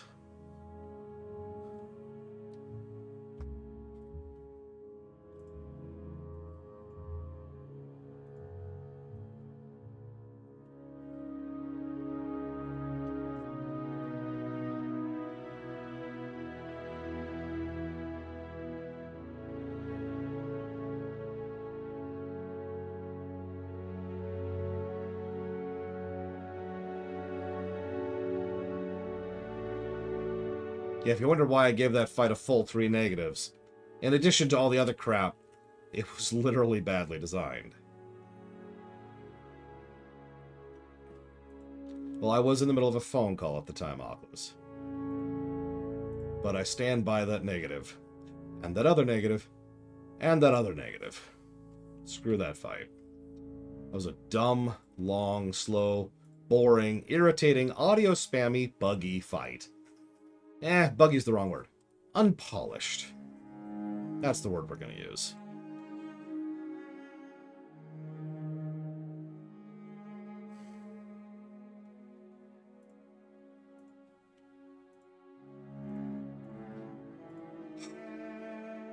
So while I set up Teresa and Neff, I am legitimately tempted to give a second story negative for that. I really am.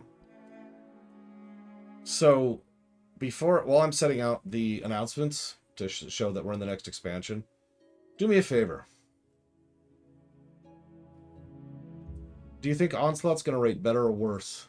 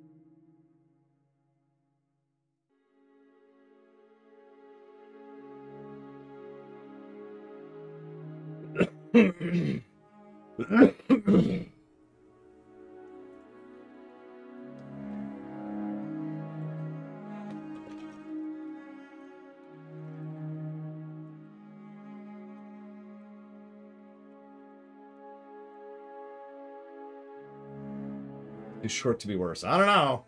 I've played some crap games in my life. Short crap games, obviously.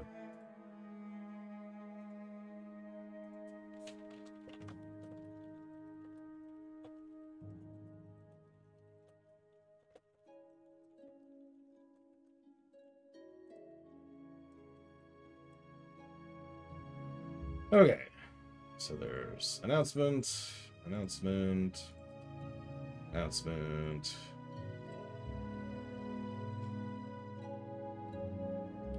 Let's do this. No kidding, Ball. No kidding.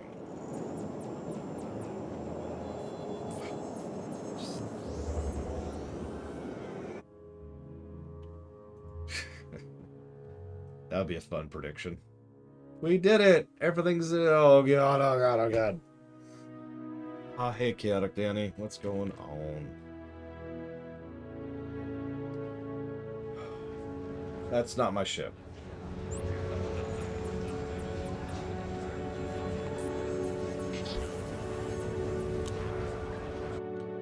Feels weird going back to vanilla after all that. The last 4 expansions have felt like a different game. Sometimes in a good way.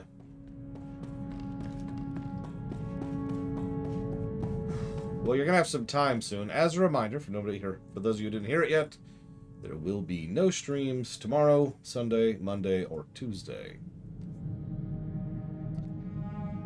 So, FYI.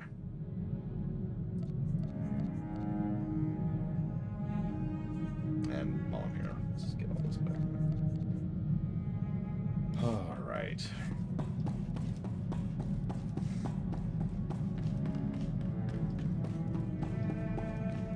Let's see what happens. Starting this quest will automatically complete all previous story quests using default choices where choices haven't been made. We're going to Ossus to get a speeder bike. This will take place during the Jedi Under Siege storyline. This is after all previous stories. Beginning this quest will complete Forged Alliance, Shadow Revan, Knight of Empire, Knight of Eternal Throne, War of Akath, and Fractured Alliances, which just absolutely double check here, but I'm pretty sure that is where we are now, and I am correct. Yep, we want to begin Chaotic Danny. Thank you very much, as always, and I will put that towards Xenoblade 3, the death of all Xenoblades.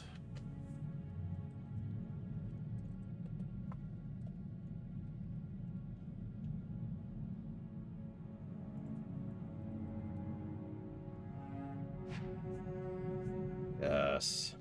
I appreciate the warnings.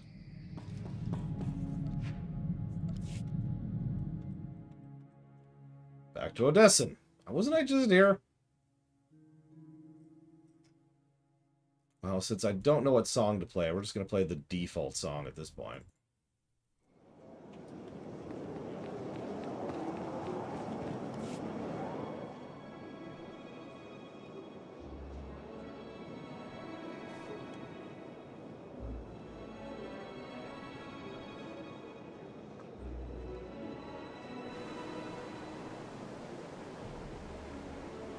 I knew that the Alliance would flourish on Odessan, but I didn't expect this place to feel so much like home.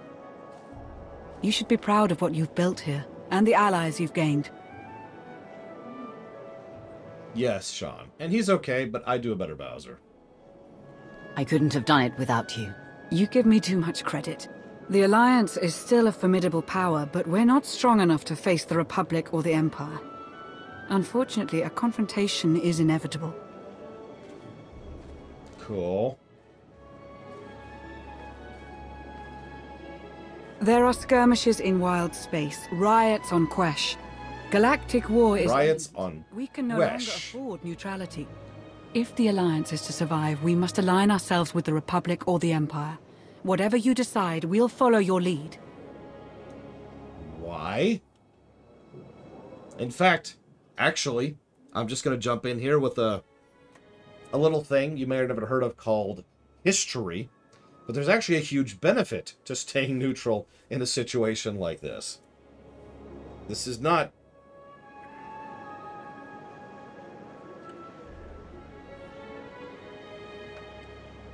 You're right, Lana. Now's the time. So who do you wish to support? The Republic or the Empire? Nothing's changed. I'm loyal to the Empire. As I expected. I'll reach out to my contacts in the Empire. They'll be in touch shortly. There's been no new information to make me change my mind on that. I gave all the reasons earlier.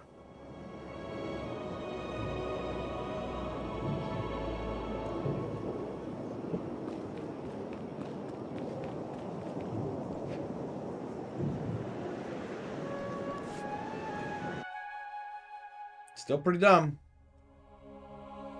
Join a side. No, really, no, really. Yeah, great way to start an expansion. Negative to story.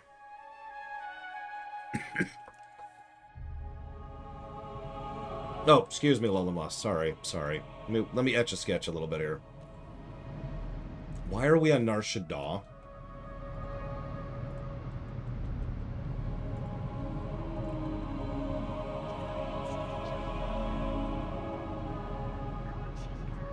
Negative story.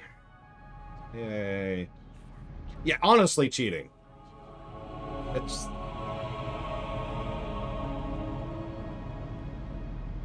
What is it, Ross, if you don't mind my asking? Or just share it on Discord if you don't want to crowd me.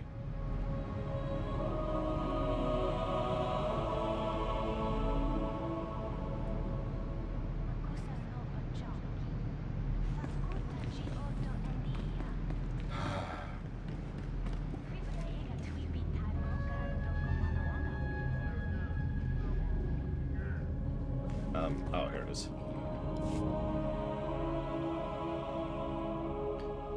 That would be cool, Chaotic. But I guess people didn't want... If it isn't the hero of the Black Talon, your continued survival is nothing short of miraculous. I am NRO2, former servant of Grand Moff Kilran. After his unfortunate demise, I found a new master who wishes to remain anonymous. Yeah, I killed Kilran, although I think I did it on another character.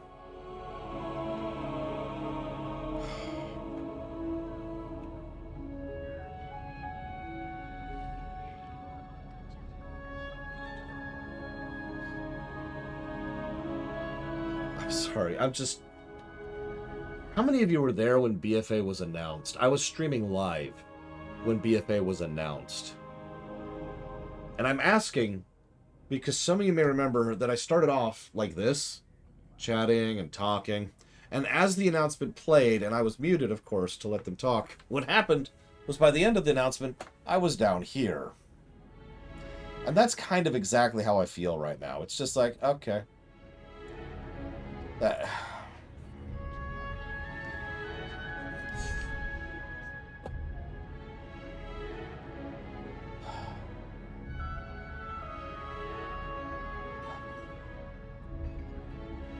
I wonder how much of this is the desire of the writers. That was BFA, Mike Milano. And how much of it was listening to player feedback. And I don't have an answer to this, of course. Because going back to the two-faction system, after having successfully wrestled yourself away from it, is so many levels of nonsensical, I don't even know how to explain that properly. Like,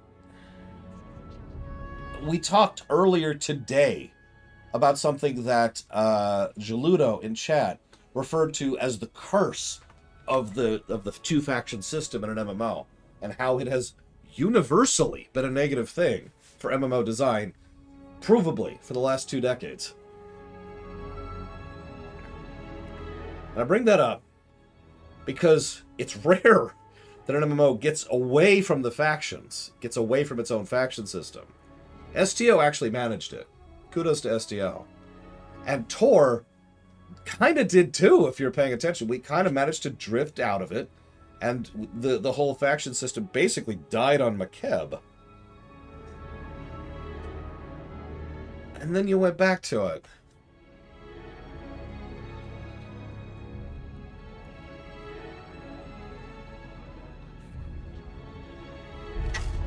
Onslaught came out October of 2019.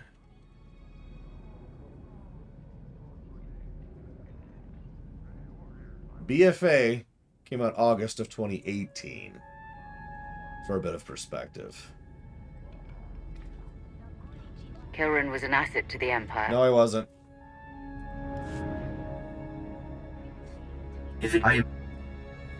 You're not from Sith intelligence. My master has his reasons, but I can assure you that he always acts in the best interests of the Empire. The Empire appreciates your loyalty and fully supports this upcoming partnership. As leader of the Alliance, he will boost morale and align your allies under one banner. With war impending and resources dwindling, your first priority is protecting our fuel, food supply, and raw materials. We must keep them out of Republic hands. Actually, that's a good point. Could someone do me a favor? I didn't find it. Could someone tell me when... It looks like this was 7.1 came out. It's specifically the Jedi Under Siege patch. Because that might be interesting. Wouldn't it be simpler to just merge the Alliance and the Empire? It was discussed, but Empress Asina requested that the Alliance remain a separate entity. She wants the Empire to be known as a formidable ally, not simply a conqueror. There are reports of a conflict brewing on the planet Ossus. With your help, the Alliance could tip the balance in the Empire's favor. In the meantime, return to Odessen to await further contact. Okay. Long live the Empire. So, this came out 4 months after BFA. That's what I was wondering. I don't know if that's relevant. I really don't. WoW tends to make splashes and it tends to hit everybody in the pool. But that does make me wonder. I don't know why it says 7.1 right here.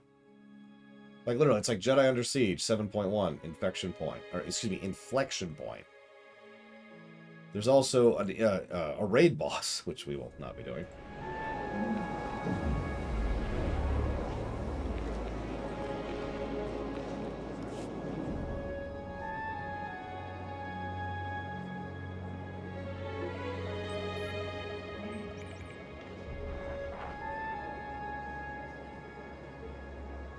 Greetings, Commander. I am Moff Pardon, Overseer of the Sith Empire's 22nd Assault Fleet. It is a tremendous honor to speak with a Sith Lord of your power and stature, as always.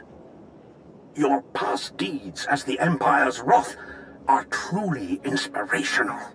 That you have risen to the leadership of such an influential galactic faction is only fitting.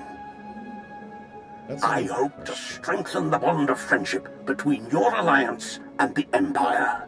How very kind of you. Perhaps you could tell me why you're so interested in our friendship. Permit me to explain.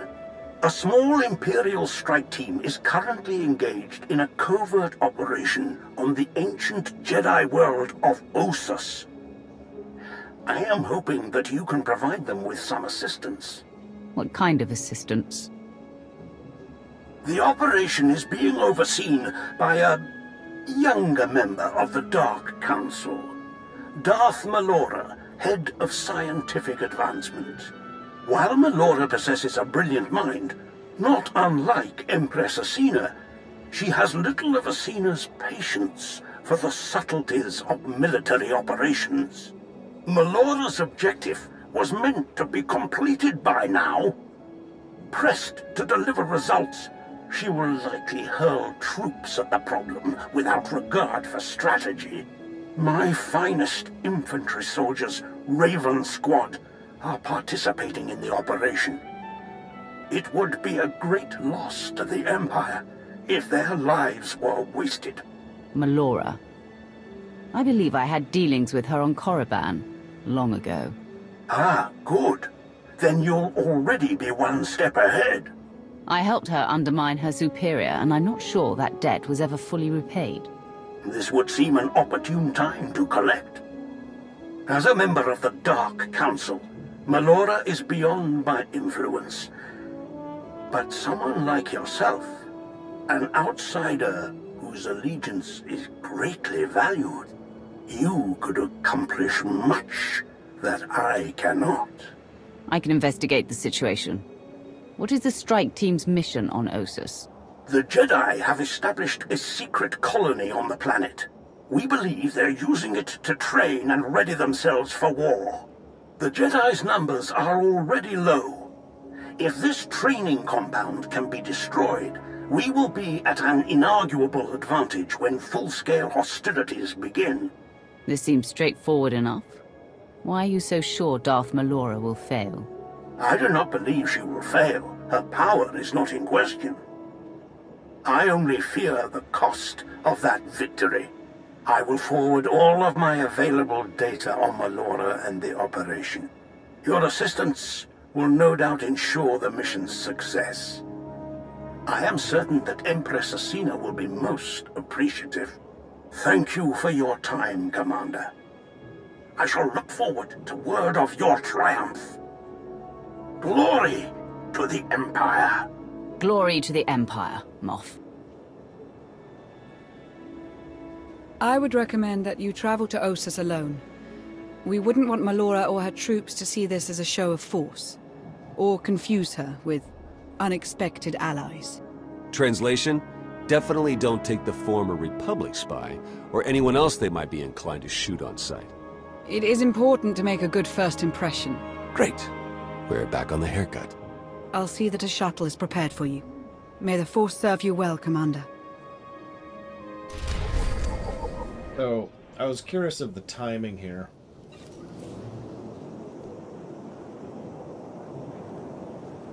I just...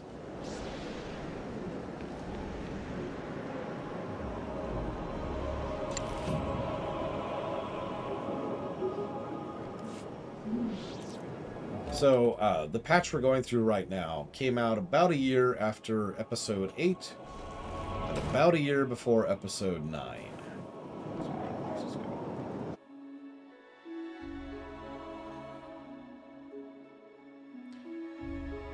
I don't know if that has any relevance to anything, I just thought I'd share. We were well into the sequel trilogy, one way or the other.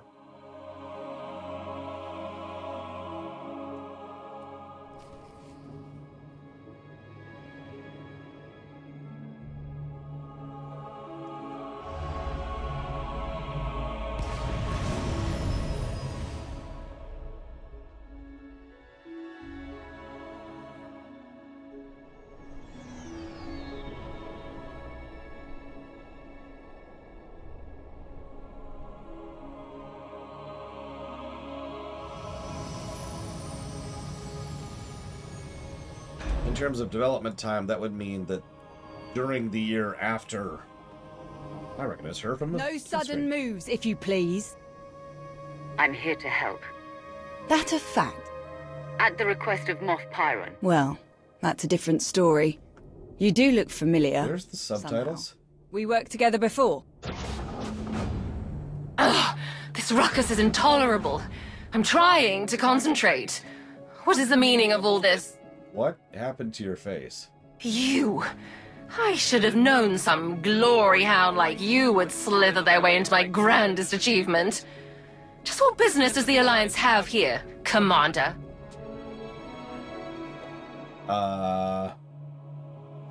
Where's my dialogue options?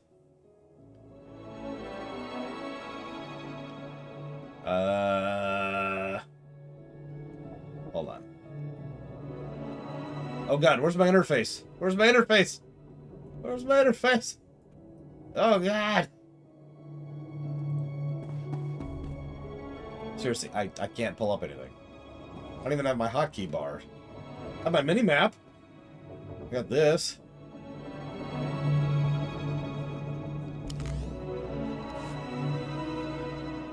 No. Control U.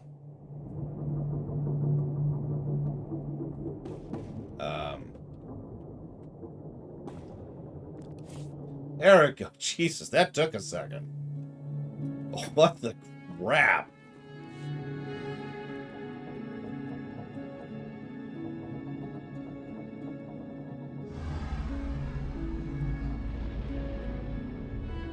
No, that... Well, we were... Yeah. It's clear that you've grown since our last... What's wrong with your face, Malora? How long has it been? If you've come here to profit by some long-in-the-past debt, you're going to be sorely disappointed. This is my operation. I will see it done my way. If you feel you can contribute, I'm sure the Major can use your help for something or other. Whatever you end up doing, do it quietly. I need to focus on my creations. Okay, in Her canon... creations are just as likely to get us killed as any Jedi. Idiot. In canon, Darth Nishia kills her on the spot. While saying something about, I killed the Sith Emperor. And nobody's going to question it because it's the Sith Empire. They don't care. I'm inclined to kill her before we even get started. Maybe you could get away with something like that. But if a Dark Councillor gets killed on my watch, it'll be paperwork all the way to the chopping block. Let's buckle down, huh? Objective is to trash the Republic colony, take out all the Jedi we can find. We've got troops ready, willing, and able. Does her Sithly Eminence send us to do that? Or does she hold us all back while she works on her little science project? Seriously, just let me kill her. Geonosians. Mutated, turbocharged, psycho-Geonosians. They're killers, she got that much right. They just don't care who they're killing, imp or rep. Buggy freaks clipped one of my boys, Brax, while he was out on patrol. No comms and he hasn't made it back. Dead or alive, his gear's got info that could give away our position. Can't risk that. Was just about to go looking for him. Care to join? Sounds better than staying here, why not? Great. I'm ready to go whenever you are, Commander. I just had a really horrible thought. We have an opportunity for you. Proceed to the Imperial fighters nearby. Seriously, I just had a horrible thought. You ready for it? So, the last 2 expansions haven't actually had traditional planets. They haven't followed the traditional formula, right? It's been like, you know, mission, hub area, mission, hub area, right? What do you want to bet that in addition to going back to the status quo for, you know, the 2 sides, they're going back to the status quo for gameplay format, too? Which could be really, really bad.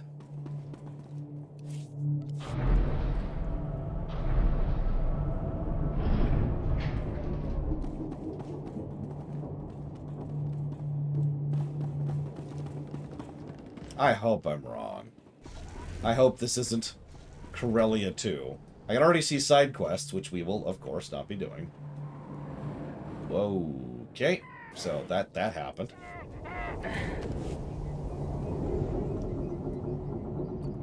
It was a shortcut, though. At your service, my lord. Travel route is confirmed. I need a song to cheer me up.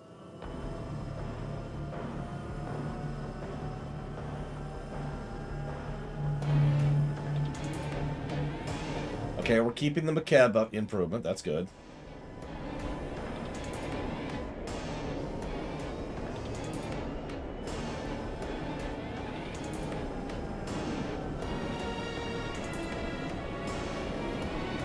God, that's horrible, Cadenite.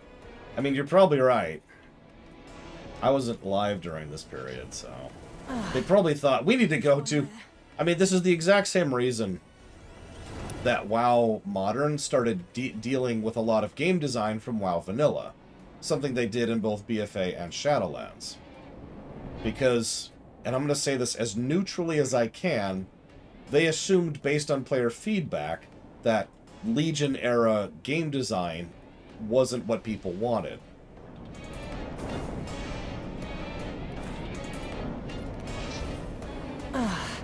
Close one there. Sure.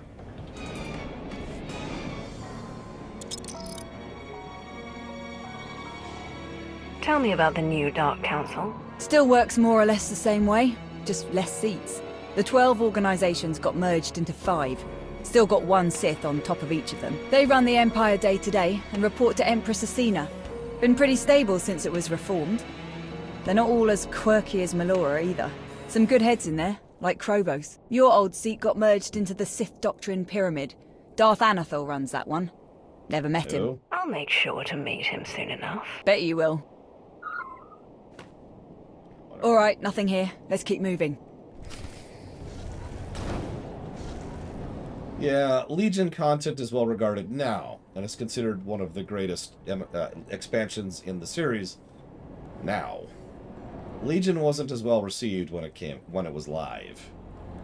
A lot of people didn't like the artifact system.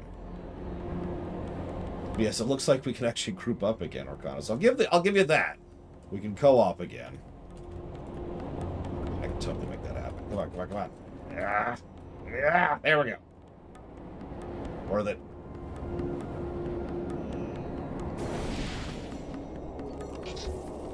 Incoming!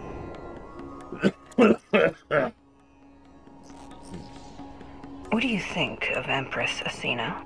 Smart, patient, worth following. She's kept you and the Alliance on board, so you must not feel too different. Still, a Bit hard to believe the old Emperor was planning to eat us all. Guess we all owe you for that one, huh? So, you know, thanks for saving the galaxy and everyone I ever loved. Thanks for acknowledging it? Anyway, nothing on the scanner. We can keep moving. I will give them this. They do... I'm already liking Henri. And I do think that this is a good showcasing of the Sith Empire getting better. I would still not call it good, but it is definitely improved from the nonsense it was during Vanilla. Hey, I can start a conversation now. Close one there.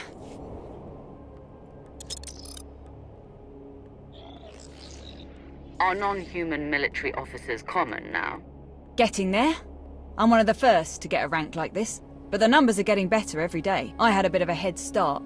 When I was a slave, I was running ops for my old master. Made his actual troops furious. He was a colonel in the infantry, special forces. Every mission he gave me, I ran circles around all his fancy officers. Got me a commission the minute they changed the rules. What happened to your master? Crusty old Sleemo's dead. Good riddance. Not picking up anything here. Let's move on. Yeah, I noticed these are all static conversations. That's not a complaint, it's just an observation. Brickworks... honestly, kind of back to vanilla quality. Not bad. It's not as good.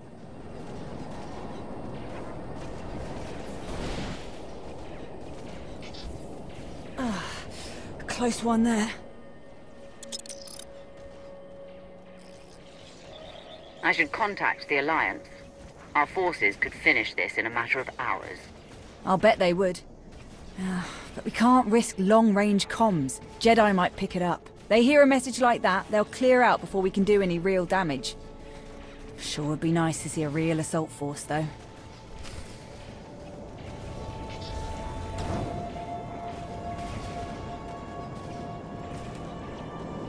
I don't know, I'm really not sure what I think of this so far.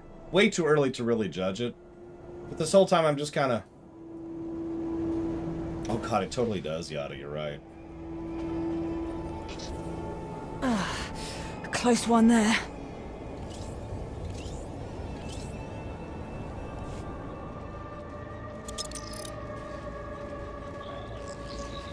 I'm told the war with Sakul was costly. What is the status of the Imperial military? Nowhere near the numbers we had in the old days. Just not enough materials and fuel and food to make it happen. Still a few steps ahead of the Republic, at least. We can thank Asina for that. She managed to rebuild a lot of warships without Zakul knowing. Is that what Moff Pyram was up to? You'll have to ask him. Blast. Still nothing. You know, I'm having a thought. Melora loaded the first wave of mutants on a shuttle, planning to drop them near the colony. They broke loose, shuttle went down. Big surprise. It didn't go down far from here. We get the sensors on that bird working, we can scan a lot further. Welcome to my life, Damashi. I have to do that all the time with reviews.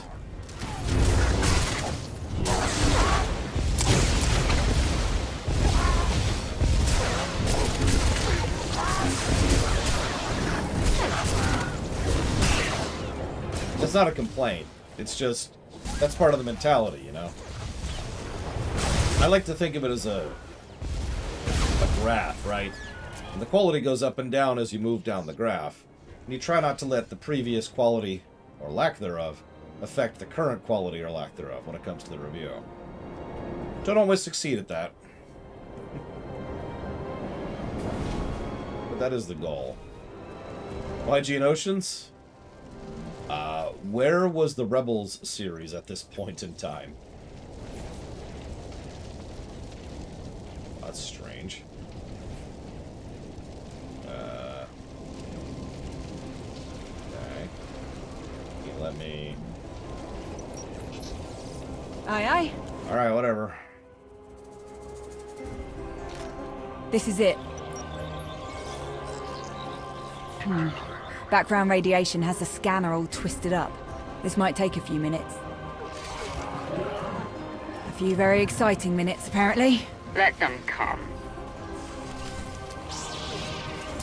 This See, I didn't get into Rebels until long after the show was already concluded. So my timeline there is a little bit screwed up.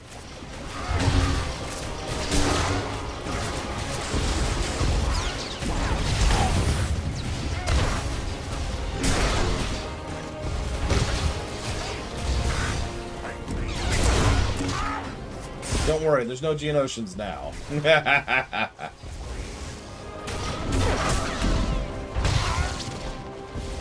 Bugs.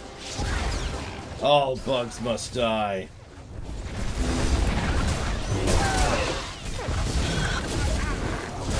Round up 1,000,000 maggots to defeat me, but you'll all still be maggots.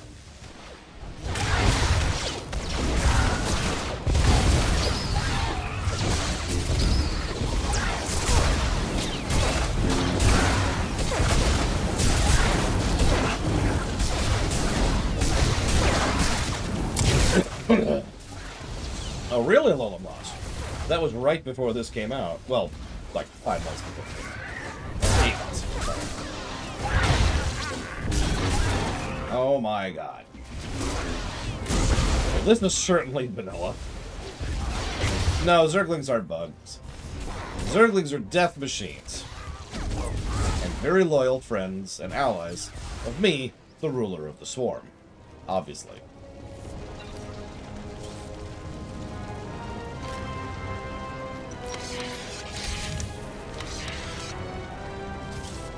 Call me the Sorcerage. You really got some moves. I'm not sure these Geonosians are all that Melora makes them out to be. I'd love to watch you give her some feedback. Let's see now. Okay. I would have if the game let Got me. him. That's Brax, all right. Let's get moving.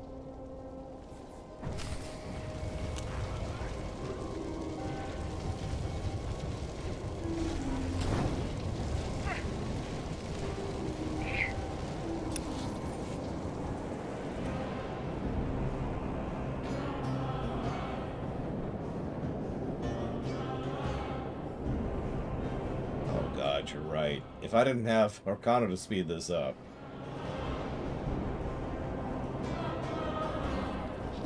we'd be right back in Slogville.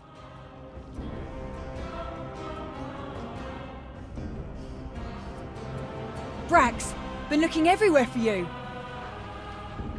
Sorry, boss. It's been quite a day. Looks like it isn't over yet either. More Geonosians. Ready if you are. Close one there.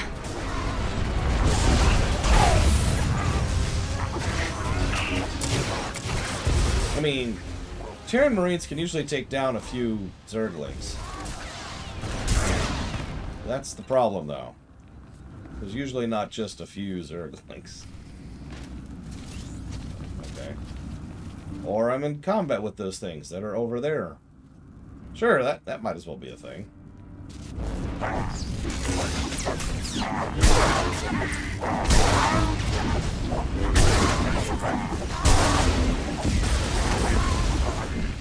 Oh god, really? Again? Yeah, Terran Marines are actually pretty kitted out. It's just that StarCraft is kind of a high-tier setting in general when it comes to its military. I mean, think about what a single Zealot can do, really. Oh my god, they're still...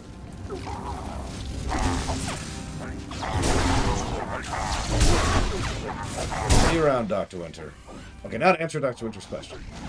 So we beat Penebrae, proclaim the Eternal Alliance, stop, our character's done, we do a time skip, create a new character. We hear about this alliance in wild space consolidating power. We're a distant faction, we mostly just follow our own stories in our faction.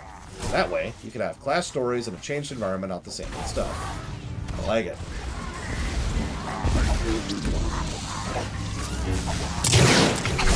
Yeah, Protoss are also, well, I don't want to call them giants, but, you know, 8 feet tall, so... Is this just the eternal spawn of Geonosians? Well, now that's interesting, because that's not the question I got. What you said, Lord Harrimont, was, how would I rank the loyalty missions of the companions in Dragon Age 2 from least good to best? In fact, I even pulled up a list right here of the companions from Dragon Age 2 to remind me. Close one there. Let's see. I would put Varix at the top, obviously.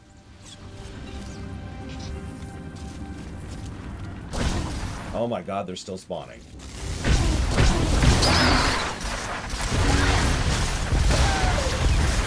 So, Varix.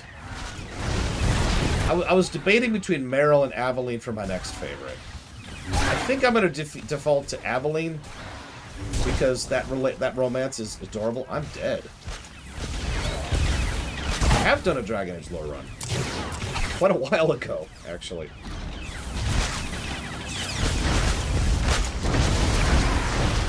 Come on, let me release. Oh my god, I'm back here. Aye, aye. I'm back here. I knew what you meant, Lord Harriman, but I'm still answering you because screw you. Travel route is confirmed.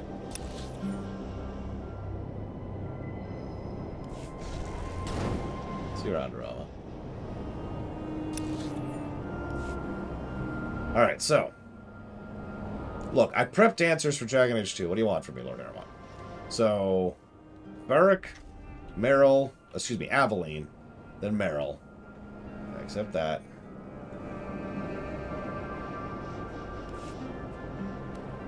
Then probably Isabel next. And then Fenris. And then honestly, the rest. And that's my answer for Dragon Age 2. Mass Effect. Oh my god, why are there so many enemies? What is this enemy spam?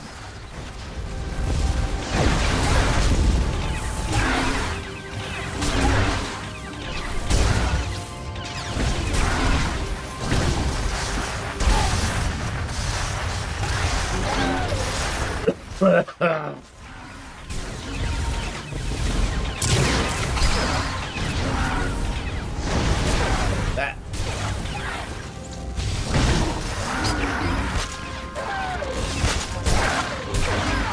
That's a good point. I don't think Lord Harrimont cares about Dragon Age.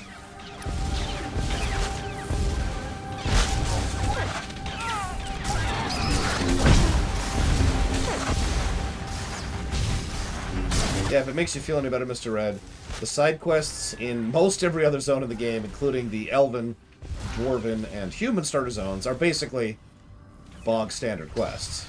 Although Human's probably the next best good one. I had to put money on it.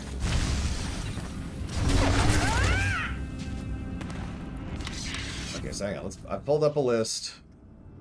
It's a terrible list. I need a better list of Mass Effect 2 companions. Hang on here, hang on. Here we go, should do. Give me the image, you piece of garbage. Okay, so we've got these people. Let's see.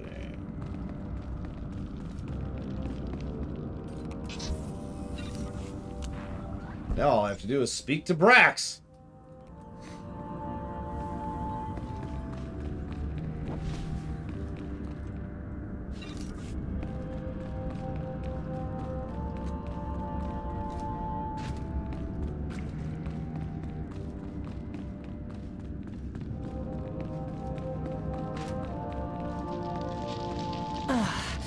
Close one there.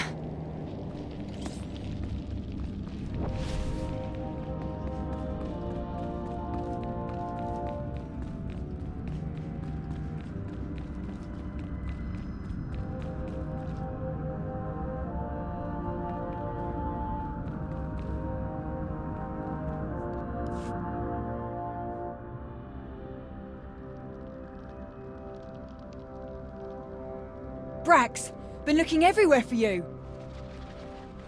Sorry, boss. Been quite a day. Looks like it isn't over yet, either. More to your notions. Ready if you are. Oh my god.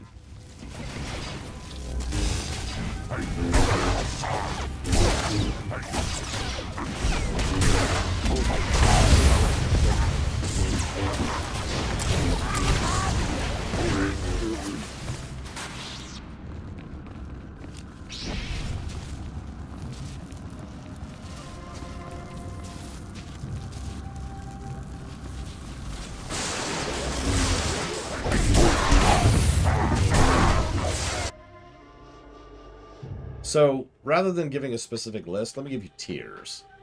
So, top tier companion quests would include Jack, Jacob, Miranda, and Tolly. Then the next tier, still good, still great even, would probably be... I can't think of her name.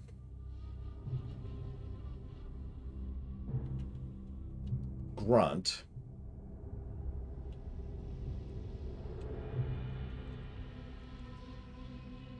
Morden, Garrus,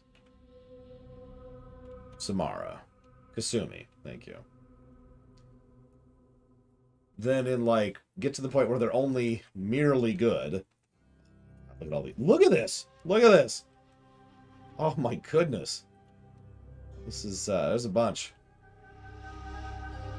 Let's see. So middle tier would be... I can't think of his name. Thane. And Samara. And, yeah, Legion. And the only one I would consider anything other than a great would be Zaid's. I don't actually like Zaid's one that much. That's the only one I would consider not super amazing. My God. Oh my God, look at this! These are all SIGs!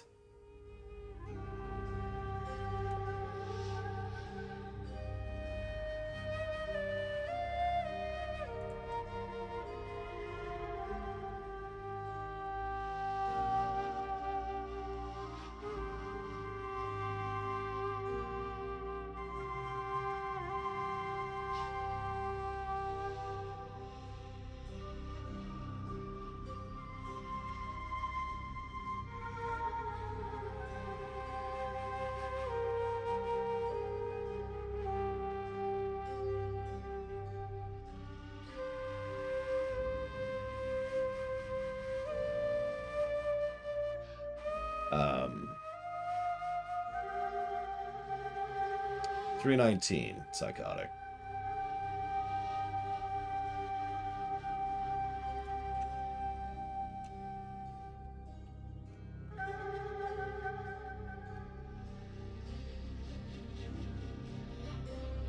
As I say, my gear should be pretty much on par. It's not great, but, you know, it's not like I'm lagging behind.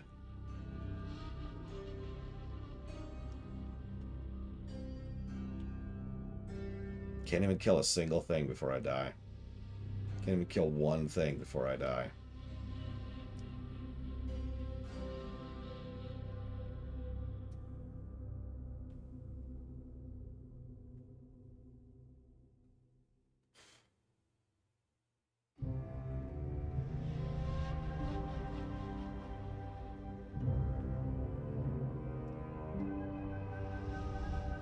There's Holocron.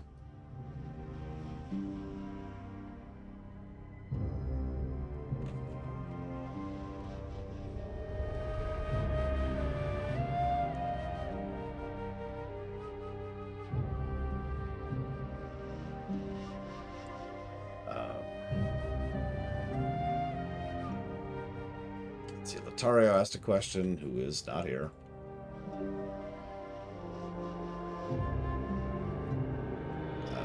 Damashi asked a question, who's not here.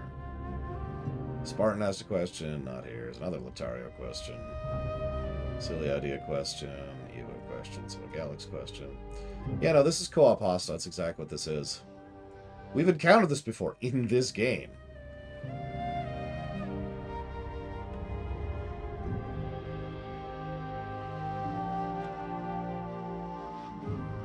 What's funny is the spawn extra enemies based on group size thing was never even close to this bad in vanilla. It was usually like an extra elite, right? One extra elite. Not a literal swarm of SIGs.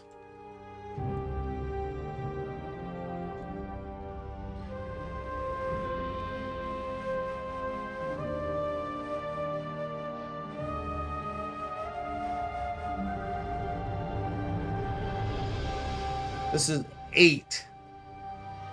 8 Sigmobs.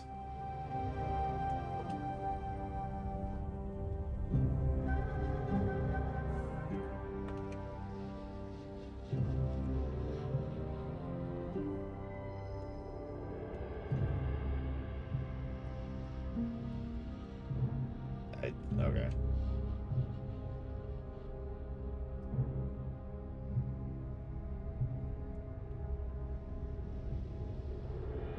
Now it's 7.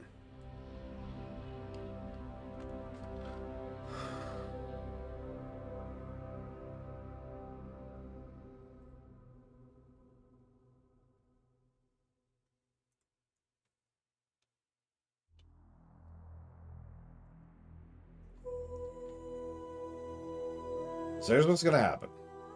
We're going to smash through these 7 mobs until they're 6, and then until they're 5, and then until they're 4. And then we're never going to group again. Oh, and we're going to give multiple negatives for this. 1, for the fact that it does the extra mobs in general, which is co-op hostile, always has been. And 2, for the very obvious bug of whatever the hell is going on here.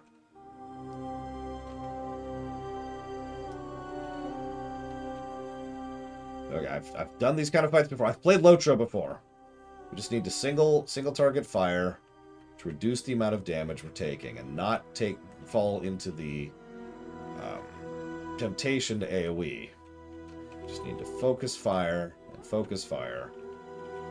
And that will make this doable.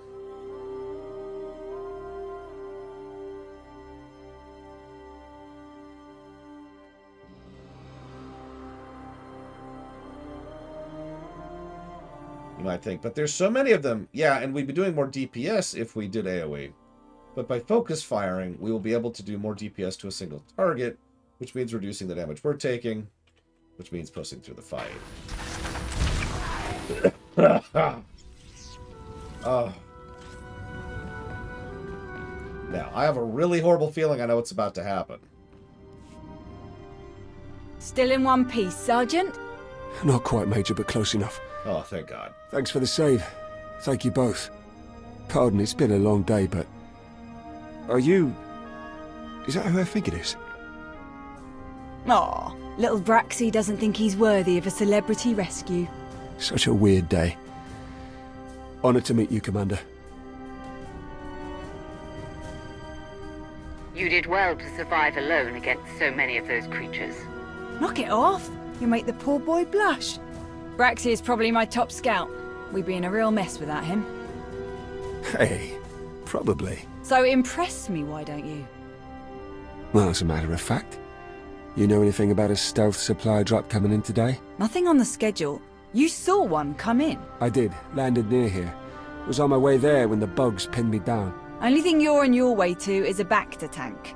We'll check out the supply drop site. You up for a bit more action, Commander? I'm sorry, what's Bacta? What are you expecting? Wasn't expecting any. It's probably more lab toys for Melora. But maybe we'll luck out. Wouldn't mind some new gear. Either way, we best find it before the Jedi do. Your ride's on its way, Brax. We'll see you back in camp. See you around, Goki. You're always welcome here.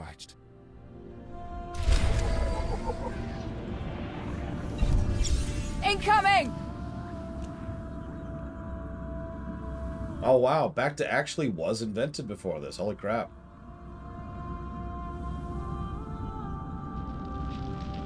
I was gonna say, that's actually funny. Check this out. So Bacta was actually invented a few centuries before this, but didn't see wide-scale operation until the time of the Clone Wars, which confirms with what I had up here. Kolto was the thing to be for the longest time, and for good reason. It wasn't until that something happened, I forget what exactly, that Bacta completely overtook Kolto. There are 2 left, counting this one, Ross.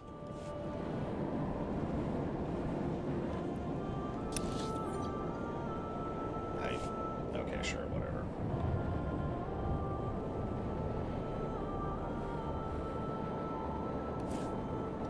I mean, yeah, that would do it, Psychotic.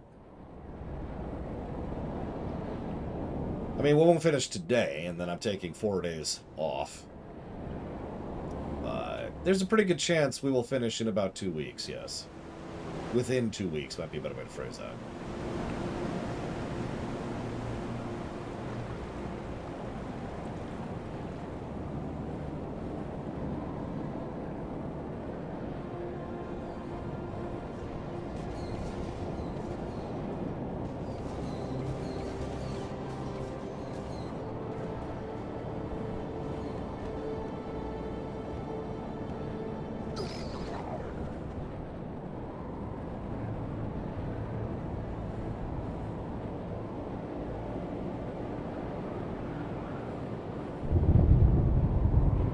I'd love to finish it next week, but losing 3 days of streaming, who knows?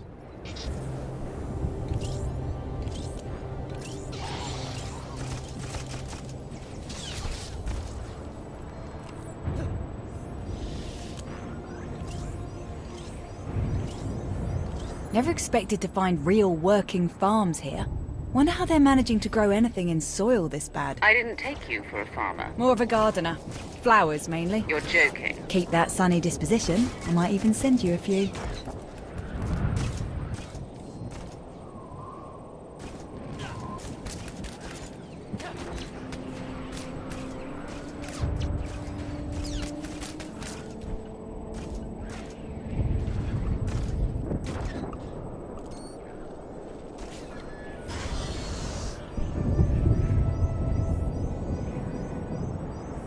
Nicia? No. She lost her sense of smell in all the accidents that led to her scars.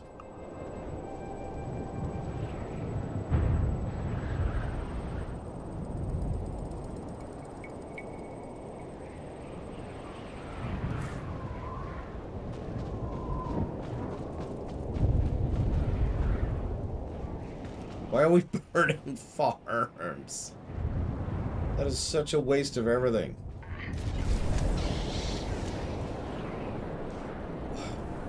What are we, the Sith Empire?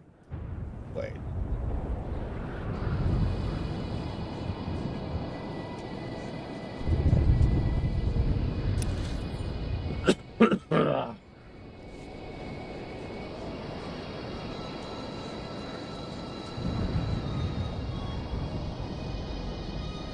Yeah, the Sith don't need food. We'll live on our anger. Arr, I'm so angry at these farms. What's that quote from Undertale? Let these nutritious ingredients feel the fury of our combined passion. Wonder where they found soil reclamators that could handle a job like this. Jedi must have brought a few engineers along.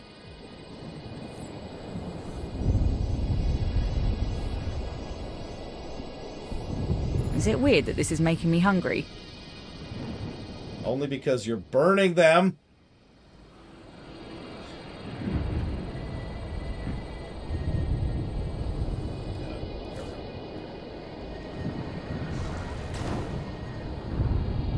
You know, it's funny. Someone asked me a few days ago a question which was, I don't want to say misleading, but it was phrased in a misleading manner. The question was, is there any game you'd rather be playing other than Tor? Now, the answer to that is, of course there is. There's probably about 1,000 games that are better than Tor, for me, personally. But I actually don't regret this run at all. Ignoring the obvious fact that I was pushing for this review run for a couple years at this point. Close one there. We literally did a used Tor as the prototype for 2 separate concepts. The WoW lore run and the very concept of the review run both owe their existence to Tor. But also, it's been fascinating going through this content I've never seen before, personally. Watching Tor develop and evolve as we go through these is a fascinating experience, honestly. That being said, I think it will be nice to get back to a regular schedule for a bit. Knock a few things out of the queue, get a little bit more, I say caught up. Just have a regular schedule for a bit. We can play more than one game in a week. And the Mass Effects, I'm pretty sure a lot of people are going to like that. Especially in October. Because if you're paying attention, that's pretty much the anniversary, a couple weeks off, of the show kind of kicking off. I mean, okay, that's fair, Ross, but at the same time, not really. At least not by comparison. Tor could be a lot better. God, Tor could be so much better. I admittedly weep for Tor a little bit.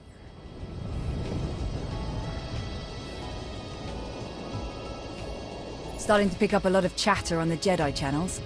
Looks like it's coming from the other side of the farm. Let's check over there. It's funny you say that, Yada. Back in the day, the biggest reason my Mass Effect 3 video got attention was because I wasn't ranting about Mass Effect 3's ending. I pretty much built my entire career on being the guy who wouldn't be a typical streamer. Who wouldn't go off on a screaming, ranting, freak out, whatever tirade. That's kind of been my thing since the very beginning.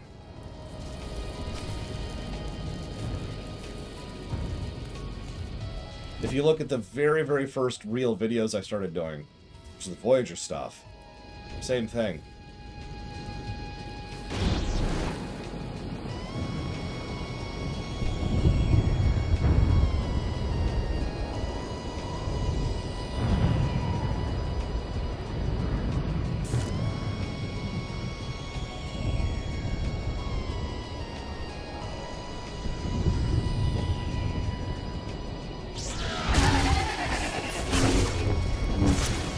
Incoming!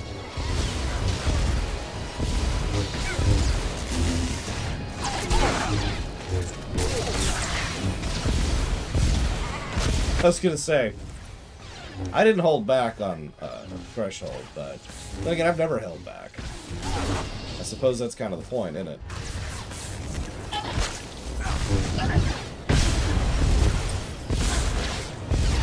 So I don't want to sound like in any way this is a negative comment. I really do mean this just as a curiosity, Cadenite. Where would you prefer Tor go? Like, in terms of direction, in terms of development? I never became the nostalgia critic. I never became the AVGN. I don't think I could do that.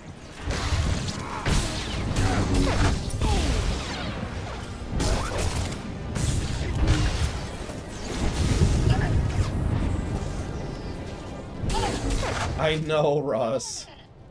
If I ever needed to prove that Academy Awards are stupid... Or not, sorry. Not Academy Awards. Emmy Awards are stupid and don't mean anything. It's the fact that the only Star Trek episode to ever get an Emmy was freaking Threshold.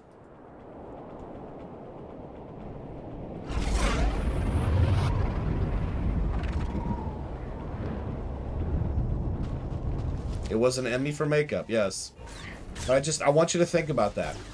Of all the things you can get an Emmy for writing, for acting, directing, casting, cinematography, special effects, lighting design, all the stuff that they give Emmys for. All the great and wonderful things Star Trek has done over 40 years. The only Star Trek episode to get a goddamn Emmy was Threshold for makeup. Emmys are worthless and stupid. The only award I can think of that's actually worse than that off the top of my head is the frickin' Academy Awards, which is probably why Ross said Academy Awards at first. Okay, oh. Public Forces? Oh, never mind.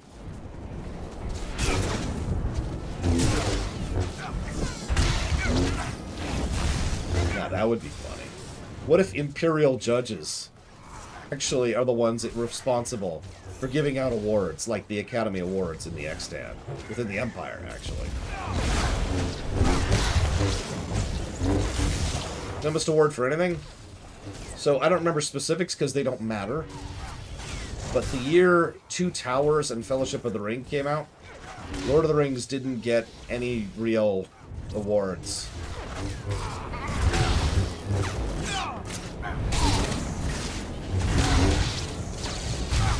And the reason I say it doesn't matter is because the things that did get awards instead of those two films, even for things that they probably should have gotten awards for, did not deserve them. I'm not even going to talk... In fact, if I just Google Academy Award bait, I bet I could get a nice list... Oh, excuse me, Oscar bait. If I just look up Oscar bait, I bet you I could come up with a nice big list of films that absolutely do not deserve their Oscars.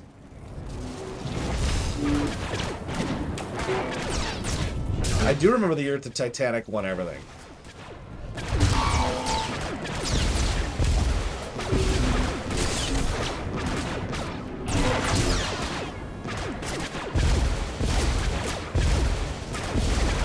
Black Swan. Yeah, there's an example of Oscar bait.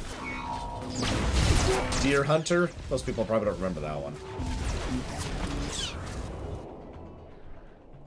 Can you open it? Doesn't look like it. My authorization code won't cut it. Shape of Gonna water. have to be Melora. Speaking of, we should try to convince her to let us make a play for the Jedi's farming data. If the Jedi could grow food here, they could grow it anywhere. We nab their data and wipe their computers. That could be us instead. We grow more food, we feed more soldiers, we win more battles. Huge advantage. Or... I couldn't agree more. We'll gather what the Jedi have learned, then make sure they can't use it. I'm seeing why you're so popular, Commander. Let's call in a speeder. That wasn't even an option. It just said that. I was going to say, or maybe we capture these farms and in a resource war where resources are scarce and maybe gain it. Okay.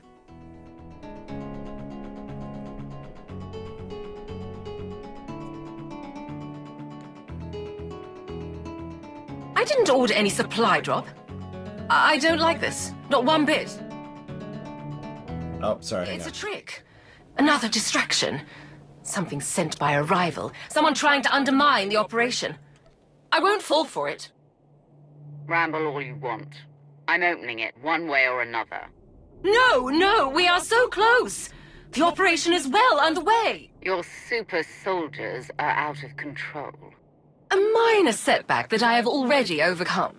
I have formulated a mutative virus that will alter the Geonosians' olfactory membranes and adrenal cortices, making them susceptible to pheromone interventions. We need only infect the Geonosian Queen and her 6 broodmates with my custom viral. Is that why the Geonosian Queen is a raid boss? Changes throughout their population. Of course, accessing the Queen's chambers will be a challenge. Suicidal, even, if her 3 bodyguard drones aren't killed first.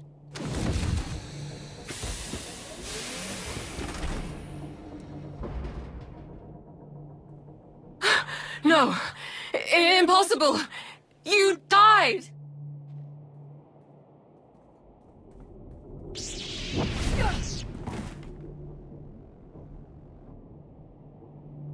I am Darth Malgus. I speak with the full power of the Sith Empire, and I am in command now.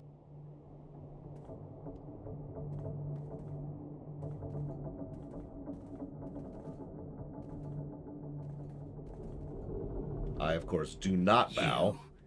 I wasn't expecting you to be a part of this operation.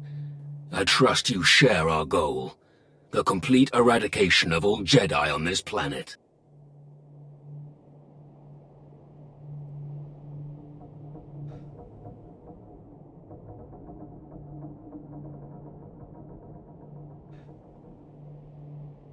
I'm sorry to bust this out again, because we've already overused it, but somehow Malgus has returned.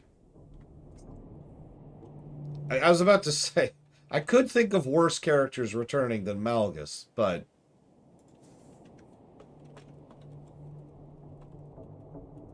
this...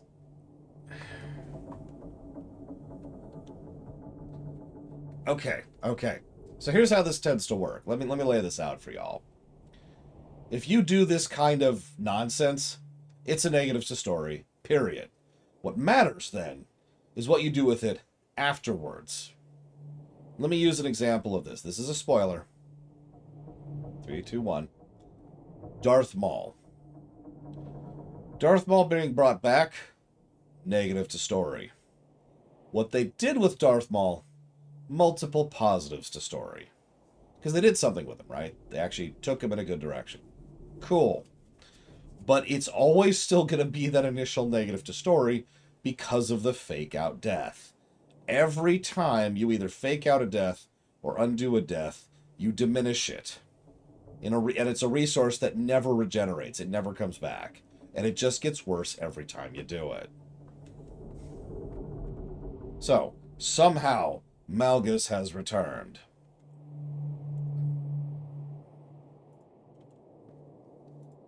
I don't even mind what they did with Mar compared to this. Oh, God. No, Kara White Noise, no. It will be an honor to fight by your side again. Whatever. Unexpected words from the one who cast me to my death. But I accept them. Too much time has been wasted already. We will begin by blinding and silencing our enemy. Who is the ranking military officer? Here, my lord. Major Anri. All Jedi communications and sensors must be jammed before we attack. Take as many soldiers as you need to complete this task. I'll only need one person to get that job done. Commander, would you be so kind? Yeah, he's a Vader XP, so he's always been very tall. Let's get this operation back on track. Ready when you are, Commander.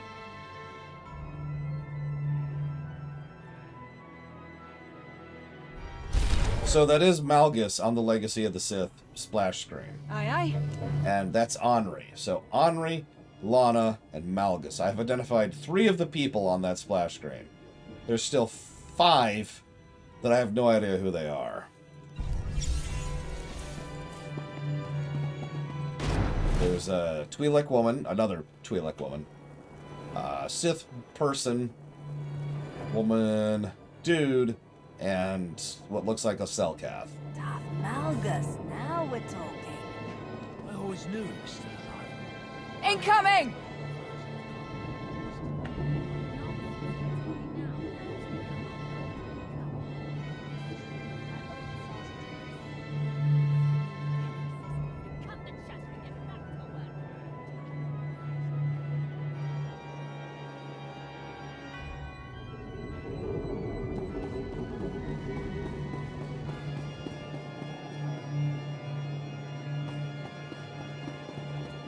The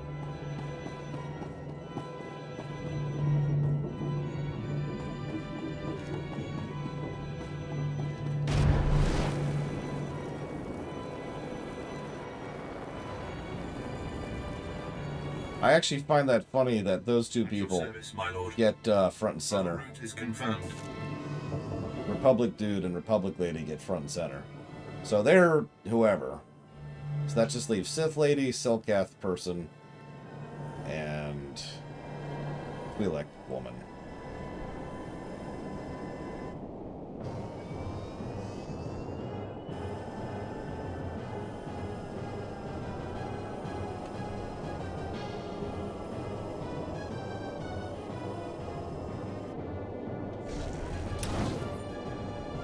That's a guy.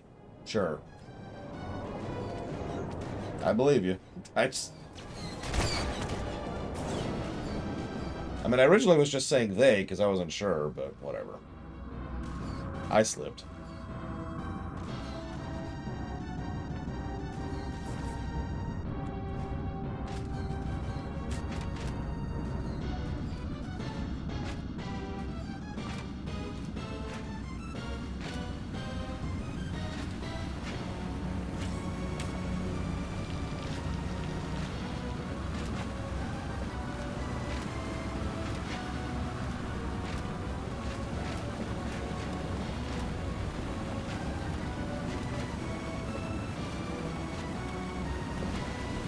You know, I'm going to go ahead and admit, I think I would be okay with Kata Knight's idea. $23 million, Caspian. You know, keeping the Republic-Sith dichotomy doesn't really bother me on the face of it. If I think about it, if I really process it for a bit. The problem I have with is how they're executing it, not the idea itself. Like, unlike the Horde versus Alliance, which is stupid from top to bottom, there's at least a lot of logic and reason for the Sith and the Republic to be fighting each other, right? And what's really funny is if you think about it, this is kind of the perfect time to drag things down a bit, right?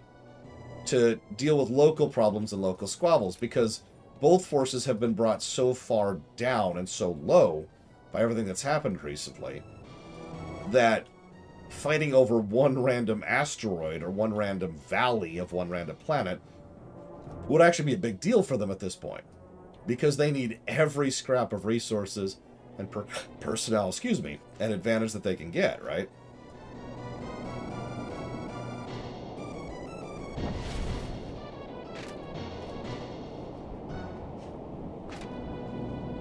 Yeah, exactly. These powers are mega depleted. So, if Onslaught and Legacy of the Sith keep things low tier, I'm actually going to be in favor of that. I don't think they're going to, because I know how people write stories, but that would be cool. Eat this!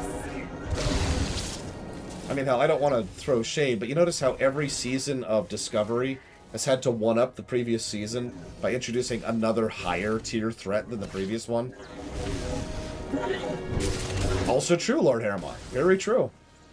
The Sith Empire still matters. Look, we took First you, this now one Malgus. place. This planet's turned into a real hotspot for the big to-dos. Should have worn my dressier armor. Did you know Malgus was alive? Nah. There were always people saying he was, but I never gave him much credence. They said he was the new Empire's wrath. A shadowy monster out killing all the traitors and cowards. So brush your teeth and eat your vegetables. That kind of stuff. Guess it was true after all. Yeah, exactly, Shadow Machine.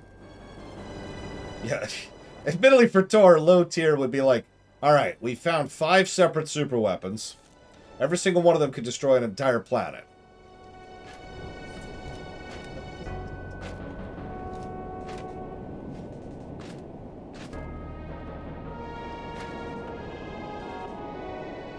Yes, somehow Malgus has returned. I don't know if they're ever going to, but they have yet to explain that either. It's just, yeah, I'm back. Sup? Didn't I kill you? Thanks for not tearing the camp apart, by the way. What do you mean? When Malgus showed Close one there. 2 powerful Sith, both used to calling the shots. Wasn't often in pretty. Hell, look what happened to Melora. Compromise isn't the Sith way. Can't speak to that, but it meant a lot to the troops, seeing you work together to get the job done. Yeah, well, it's almost like I'm not a Sith. Damn it, Bob. Frickin' Bob.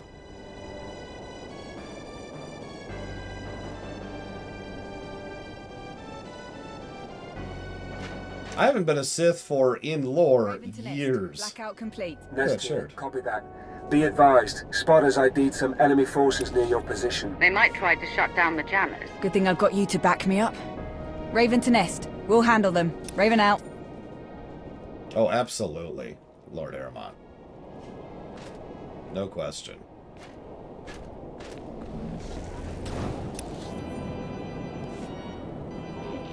Speaking of frickin', do you mind? Malgus. Got Malgus' theme playing on accident. I didn't actually mean to.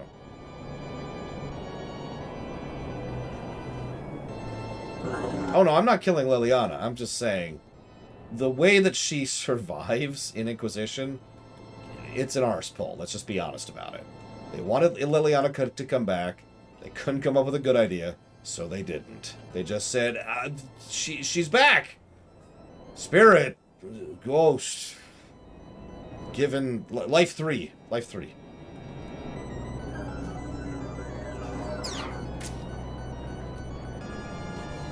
How many of you have seen that, I'm still mounted. How many of you have seen that YouTube video by Landis about the death of Superman? If you haven't, what's wrong with you? But here's the thing. What's always stuck out at me in that particular video, there's this part where the video just starts listing all the characters that have died and come back since that event. It's a big list. It's a really big list. And it is, in a nutshell, the problem with this kind of thing. It's why this tends to be a negative for me. I say tends to, nothing's an automatic negative, but it tends to be a negative for me because, God, it just diminishes everything. It cheapens everything. It's like, yeah, no, they're back. They're back. We're cool. Didn't they die? Eh. Master, you've returned. I'll handle this, Major. Can you give us a moment? Yeah, I'll just be over there, watching for other Jedi. So it was you jamming our communications. I've imagined this day, but somehow this feels much more ordinary. It's been too long, Jacer. Yes.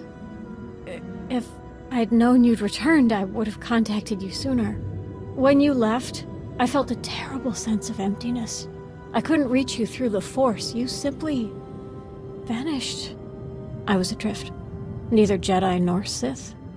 All of my former allies and confidants were lost in the chaos of war. Eventually, I met another light-leaning Sith. I was convinced the Force had guided me to her, but it was all a trap.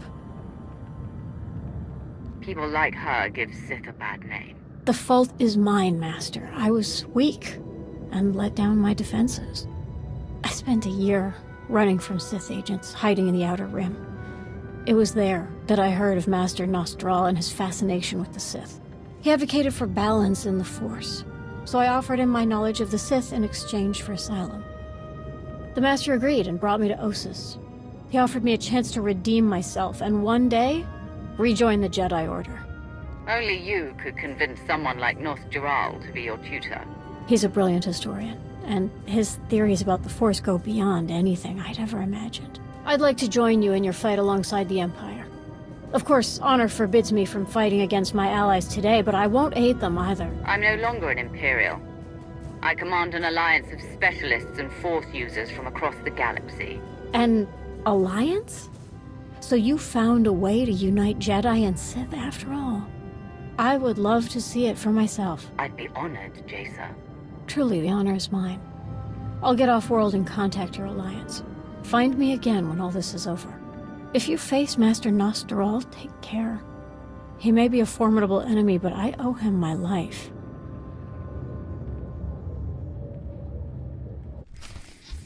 Aye, aye.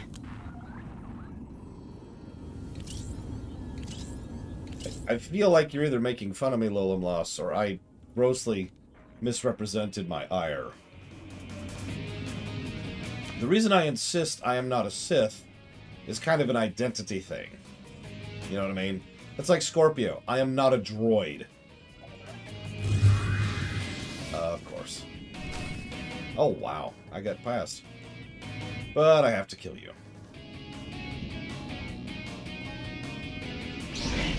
Electronets! We've got to keep moving or we'll get pinned down and burnt to a crisp! Well, okay. That happened before I could even move, so sure. That makes sense. He's running a targeting calculation! Disrupt it, or we'll be swimming in missiles! The droid lit up one of the fuel tanks! Take cover!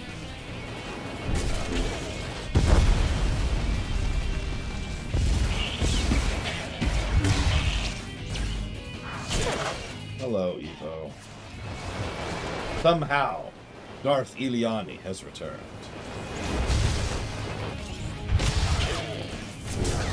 Evo had an outstanding question.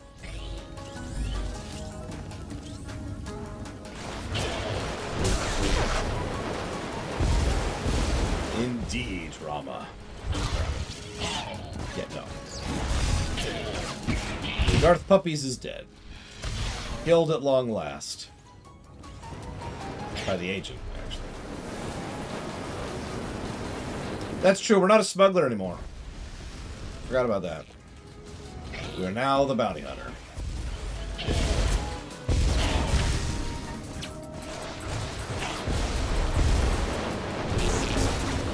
Let's see. So there's the question you asked twice. Oh, yeah. You also asked which judge. Which, admittedly, I haven't thought of one yet. You've also asked me in Discord, what's,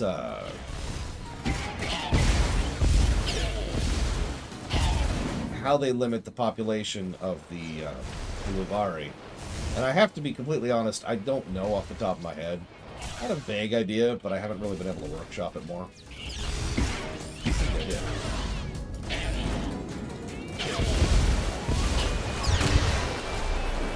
I am Lord Bounty of the Sith.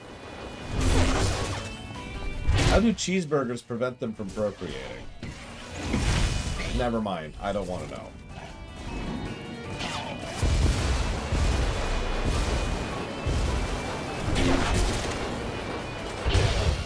What makes elves not procreate often?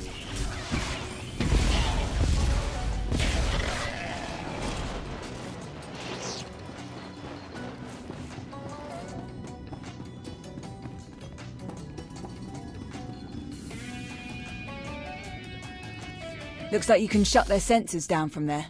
I'm gonna do a quick sweep. See if you can't find a copy of their farming data while you're at it. Data received. I'm now infiltrating the Jedi computer system. All data on their crop and soil rejuvenation programs will be copied and then deleted. You have served the Empire well. Congratulations, Commander. Are we set?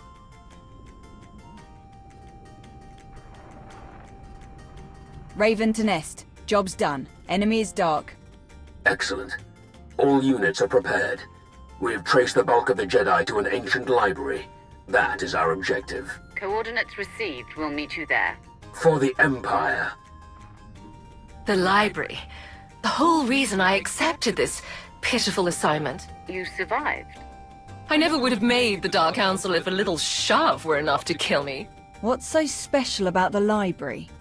Knowledge. Research and documentation of long-forgotten techniques, gathered from both the Sith and the Jedi. Not to worry. I won't stand in your way. Complete the mission.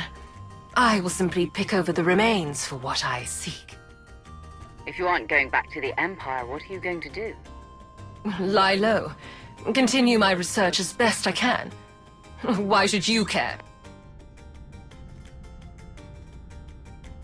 If I could recruit her to the Alliance here. But I'm not going to. Because I don't want her in my alliance. I just want to be sure you won't be a threat in the future. I want nothing further to do with you. Go on with your mission. But keep one thing in mind. Empress Asina may have Malgus on a leash, but that does not make her the only one who can pull it. Strange lady, that one. Any luck with the farming data? I found everything we need. I've already sent it to Imperial Command. Outstanding. You don't know what a difference this is going to make. Reps will be too busy fighting for scraps to fight us. All right, time to hit the library.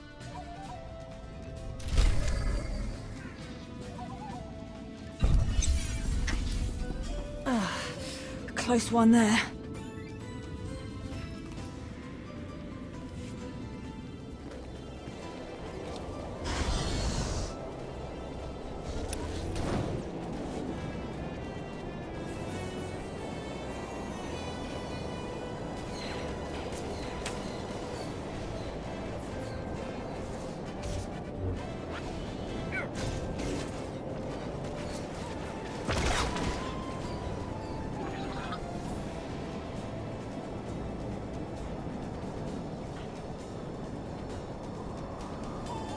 Probably console hog. Given time and effort to, get better. Aye, aye. I hate killing Jedi Padawans. The younglings! That's where it's at.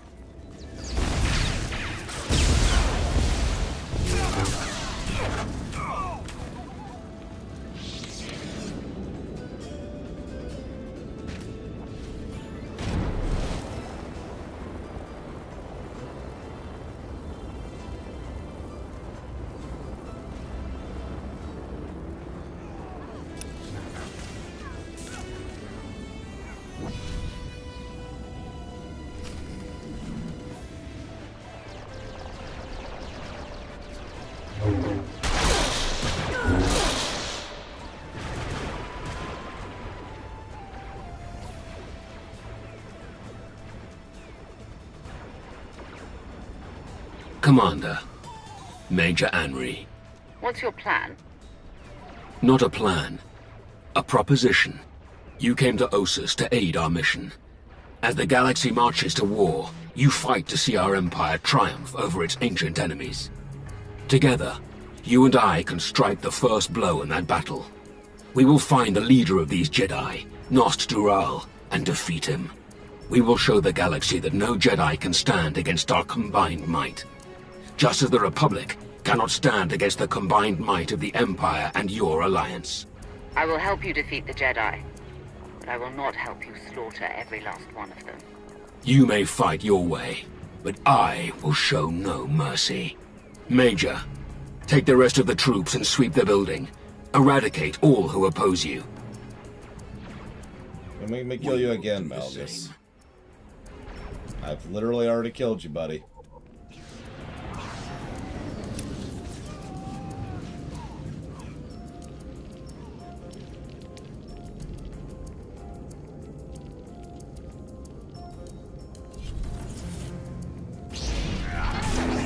For the Empire.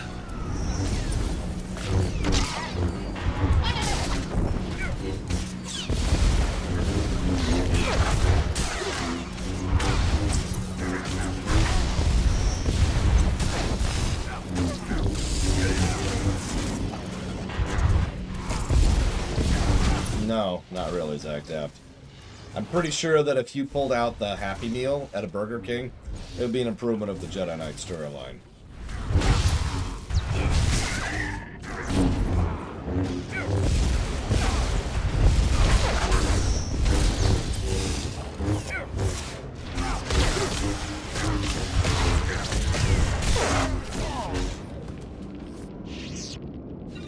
Yeah, I was gonna say, I wish I could kind of rub it in. Be like, hey, Malgus, I did what you couldn't, and I succeeded at it. And if it wasn't for some bullcrap, I'd still be there. I mean, okay. In the interest of fairness.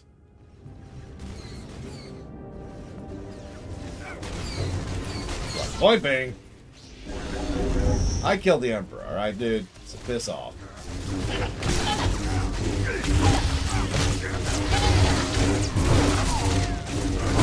Yes, Evo. It's perfect in every way.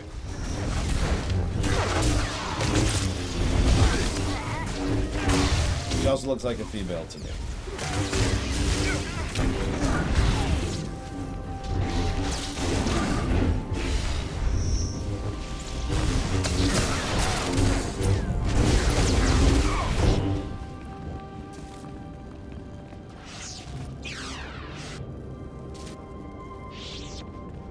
And I suppose that's fair, Zach Theft. It can always get worse. I shouldn't tempt fate.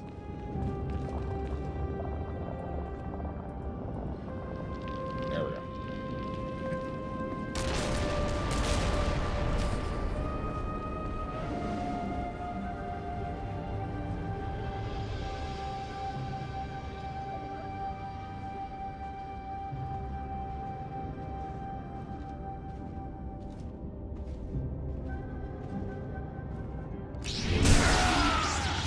Keep fighting.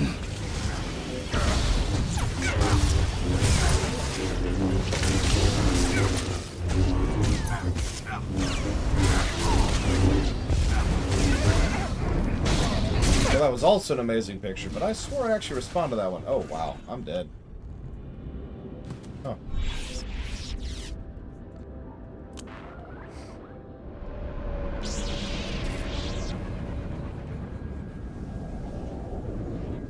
I don't have any Ghost of Tsushima music, so no.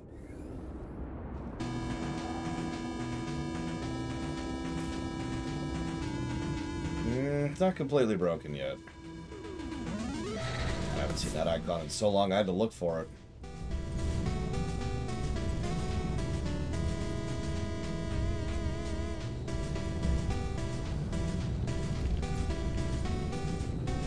Wait, since when do you care about canon?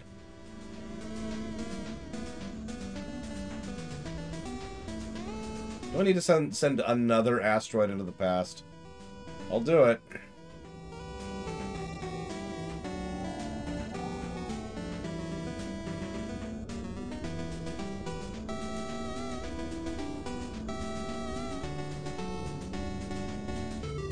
I could see other Luvari looking different in their skull structure. But other than that, yes. More elongated, less pronounced. Okay. You. There is more to do.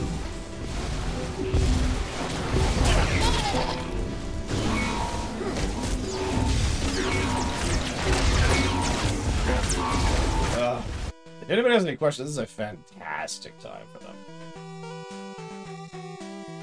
I have a page of questions, and none of the people who asked them are present, except for Evo, who asked a question which is like, what's your favorite Star Wars movie? And it's like, oh my god, that's such a question. I don't even know where to start with that.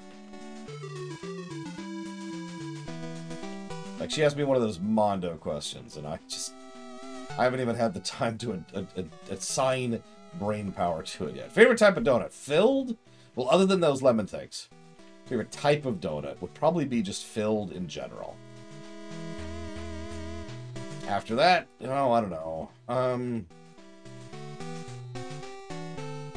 Soft. Like, you know those donuts that almost feel like you're biting down on air? Those are good ones.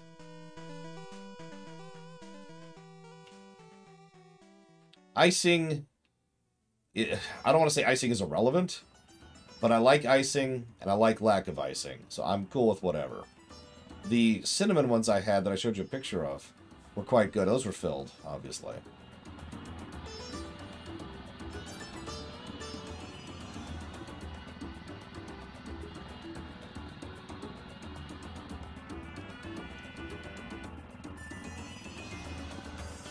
Can Insurrection be salvaged without a complete overhaul? No. Pretty much everything is wrong with Insurrection in terms of structure. The script would need to be essentially thrown out the window.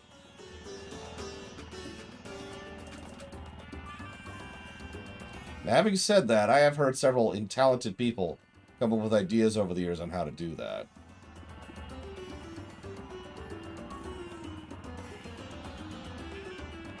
But, like I said, it would be a total overhaul. Generations? Oh my god.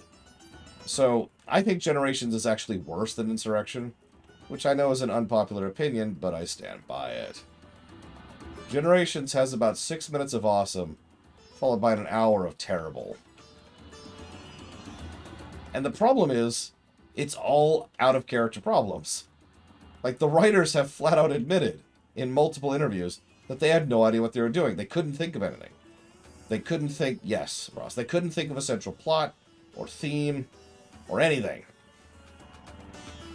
So, there's a reason Generations is literally just, here's a bunch of completely random, disconnected stuff happening for 90 minutes. Because that's literally what the script is.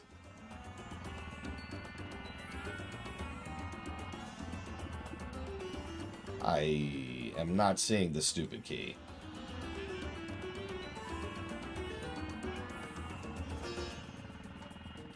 Like, I see the switch. It's right here. I can't do anything with it. What I can do is say, hi, Permeus. Permeus? Thank you, Permeus, as always. If you know where you want that to go, please let me know. I will say, it makes sense that they wanted to get rid of the Enterprise D. Again, for out-of-character reasons, not in-character reasons. So that was literally a mandate. Ugh, what do you want to bet one of these assholes has it? Oh, never mind. Apparently it's at some crate somewhere. Sure. At this point, I don't even care. If I could rewrite Nemesis to make it better, how would I do it? Well, I hope you will watch the Star Trek rewrite of Nemesis, which I have already written. I already know where the series is ending. Because Nemesis will be the very last episode of the Star Trek rewrite. I'll give you a hint. Romulans.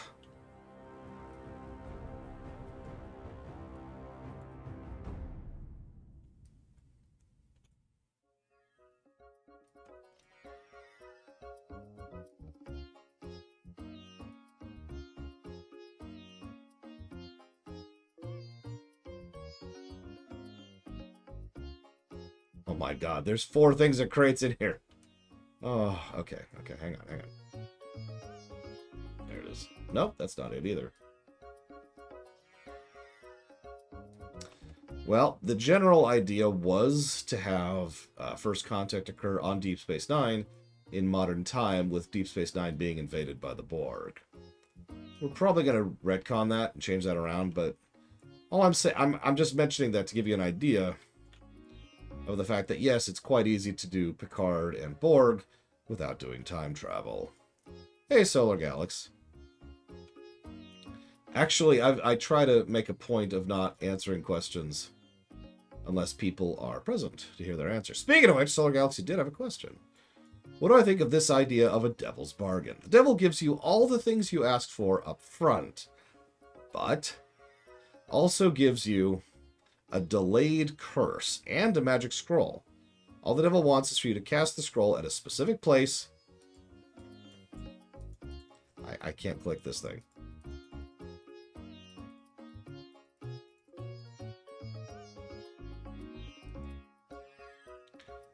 All the devil wants you to do is place use the scroll in a specific place to lift the curse on you, and that'll do a second effect, which he does not tell you about.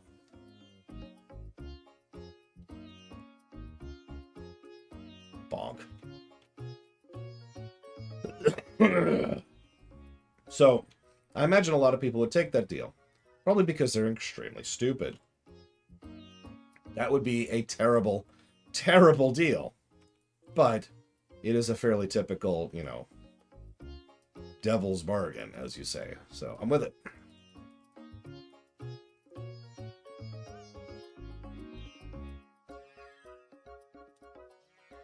This is getting ridiculous.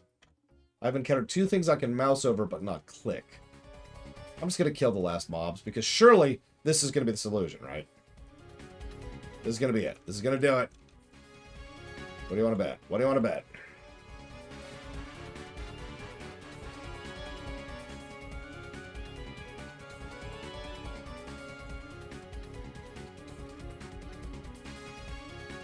Hey, 2Base Master. What's my opinion on the gameplay design of Inquisition?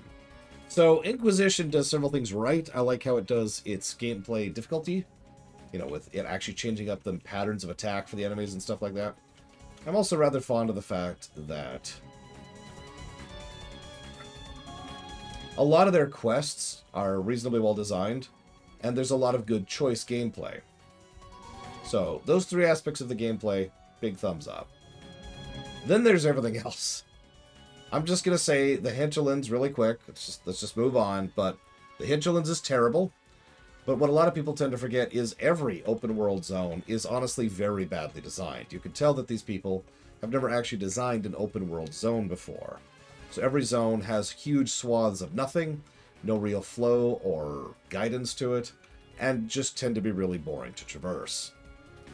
I will also say that removing the heal function was one of the dumbest freaking things they could possibly do. It's also worth noting that while every Dragon Age game has favored, this is insanity, has favored mage play, I don't think any of them have favored mage play more so than Inquisition. They really want you to play a mage in Inquisition. It's ridiculous. So, not very balanced, terrible overall design, and the removal of heal was just awful. You got it, Permeus. Thank you again.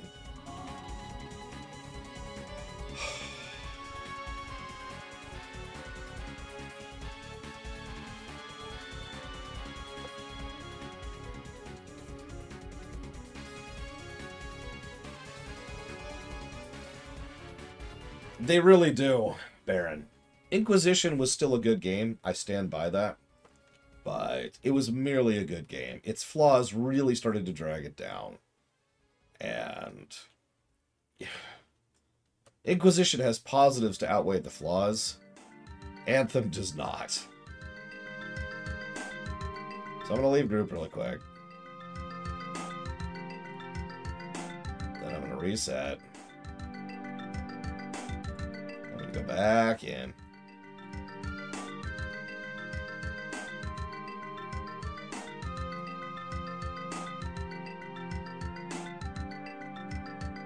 I'm gonna be pulled out of combat by out of stealth by something. What the hell? Oh, sorry, I didn't even mention. So you also specifically asked about the war table. The war table was a terrible idea. Now let's be clear. I get the idea of a war table mechanic. The benefit and purpose of a war table mechanic is it's a fire and forget mechanic. And the benefit of that is it allows you, the player, to be efficient about things. You can accomplish X while also accomplishing Y. That makes sense. The problem is everything about the implementation. It is literally the exact same problem they made with Mass Effect Andromeda. My god, I can click it now. In both Mass Effect Andromeda and Dragon Age Inquisition, the problem with the war table was you have to stop what you're doing, go back to base / your ship, loading screen, walking, loading screen, walking, interact with the table. Then it takes real time, and also too much real time. Then loading screen, walking, and then you get back to the game. Now, I know this sounds strange, but the way you could band-aid that to make it much simpler and easier is just have a freaking pop-up menu. Like, let's say I'm wandering around here, actively questing in this stupid tomb, and I accidentally aggro these things, and I'm like, oh crap, I accidentally aggro these things. That sucks. I'm stupid. There isn't a single brain cell inside my body. It's my whole body. I checked, just to be sure. Hang on. Yep, no brain cells. Nothing.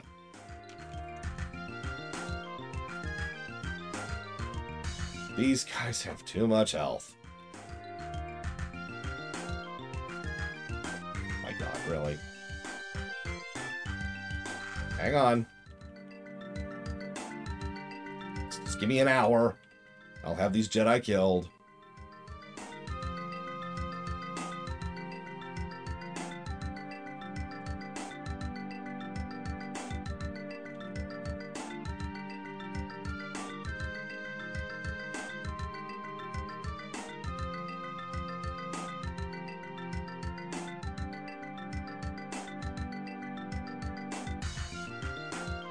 Okay, it's been an hour.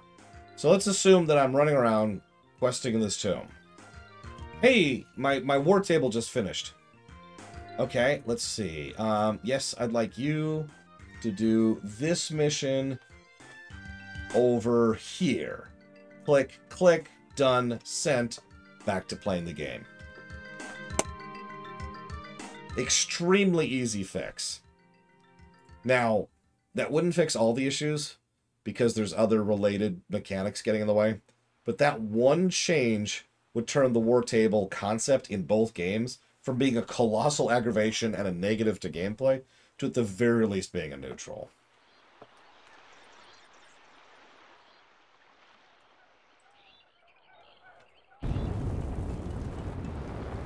Hi.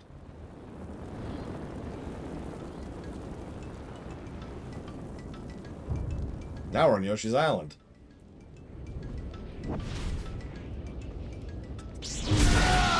Keep fighting. Yeah, I think you're right, Arcano. I apologize. I've appreciated you this whole time, if that means anything. We also have some flashpoints coming up, but I don't know if they're, you know, group flashpoints or like the crap we had to do for the solo stuff, the solo-only stuff. I had to do.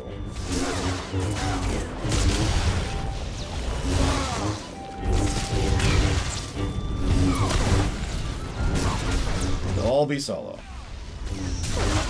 Pancakes asks, where do I find the Nemesis rewrite? Well, in about 10 or so years, it should go live.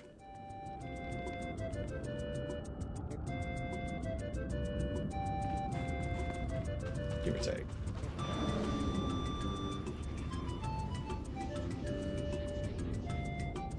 So I hope I answered your question, too, Base Master. I probably failed miserably. I apologize.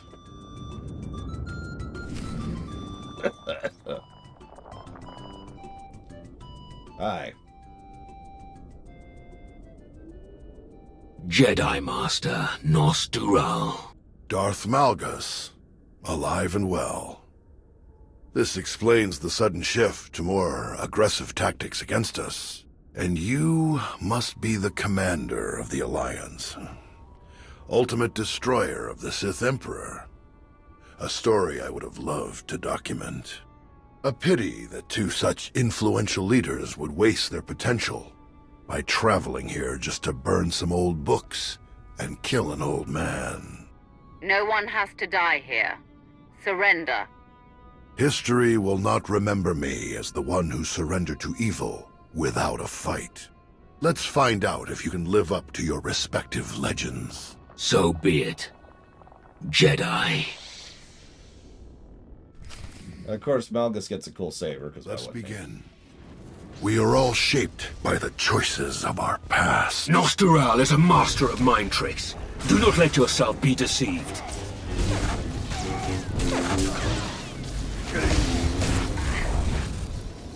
The power of the dark side is a lie. These are illusions, nothing more.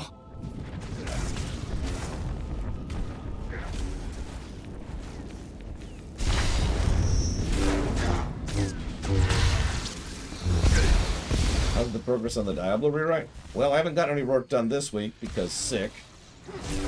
But our story isn't over yet. Everything up to and through Diablo 1 is actually at what I would call first draft level done. Now I just have to sit down and work on the first draft of Diablo 2. Fighting. And then, of course, Diablo 3. I already have the outline for both. I just need to do it.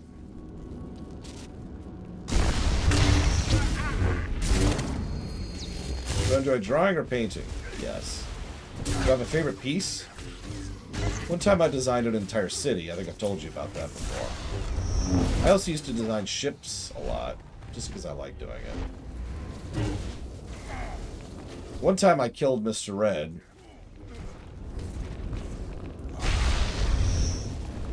No, you've been awesome, Orkana. Thank you for all your help, really.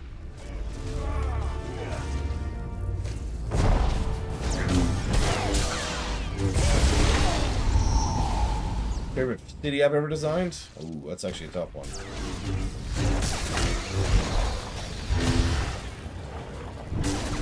The extremely inventively named Imperial City comes to mind, which was a city that existed within the center of a star. An artificial star, before you wonder.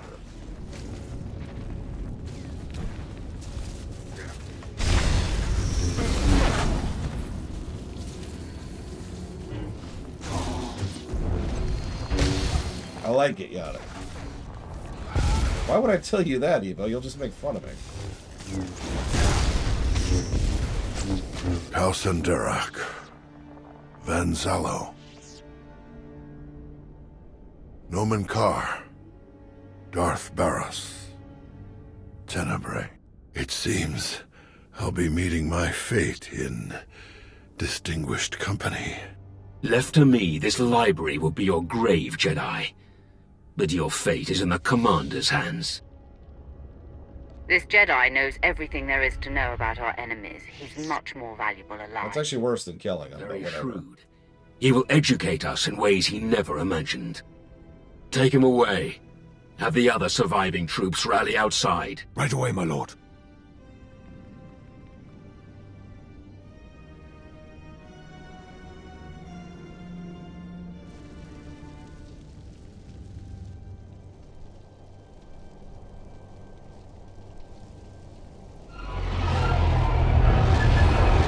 He's as tall as the Warrior of Light. Fighters.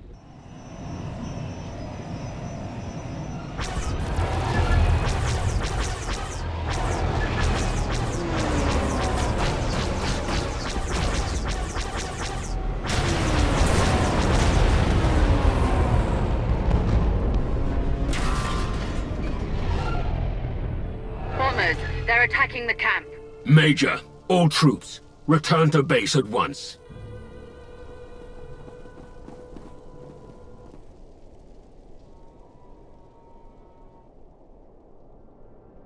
Welcome back, Goki. That was faster than I was expecting.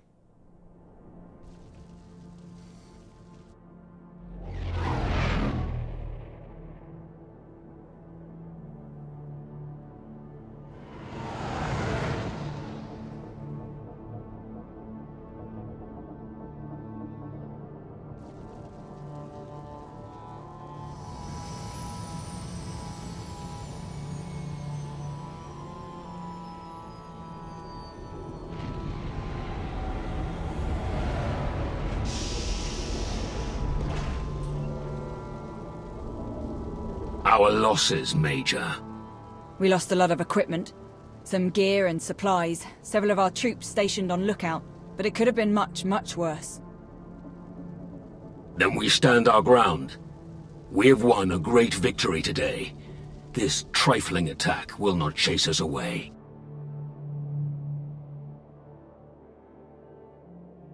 Major, see that Nostural is transported to the holding facility at Viken Space Dock. Aye, my lord. Commander, thank you for everything. It's been a real honor. Oh, we can flirt with her. Likewise, Major. I hope we can work together again someday. Fine by me. All this fighting's easy with you around. So long.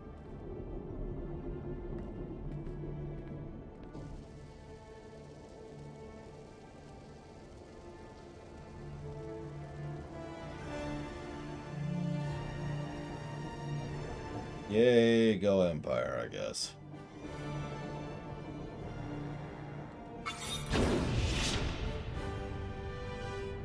My lord! Incoming broadcast from Empress Asina.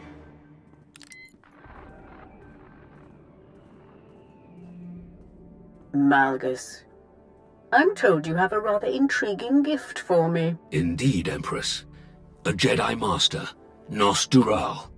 Their Order's historian, with vast knowledge of both Jedi and Republic operations. A worthy prize.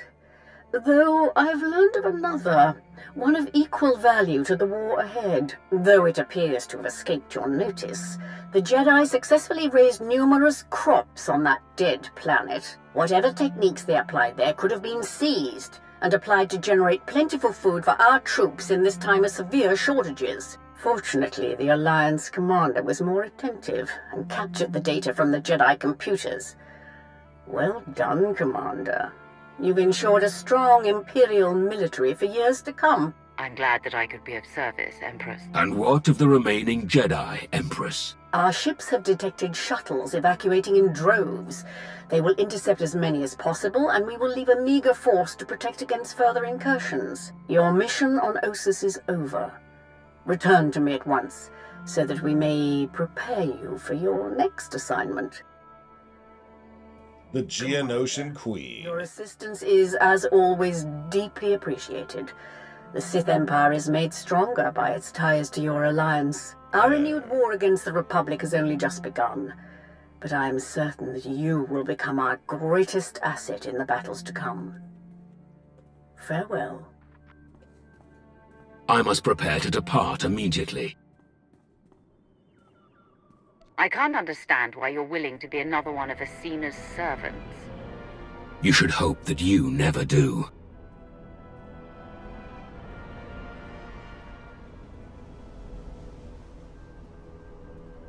Today, we began a war, one that I've already fought twice.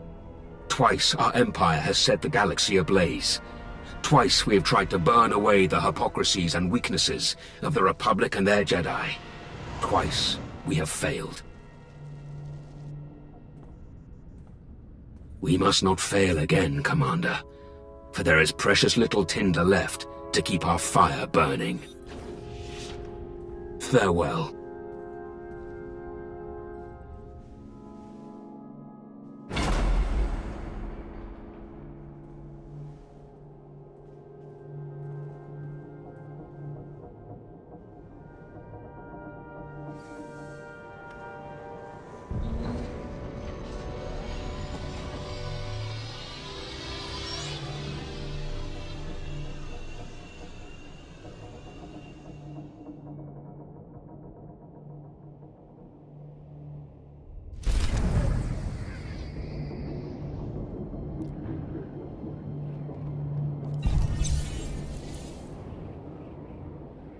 I believe that's actually it for Ossus.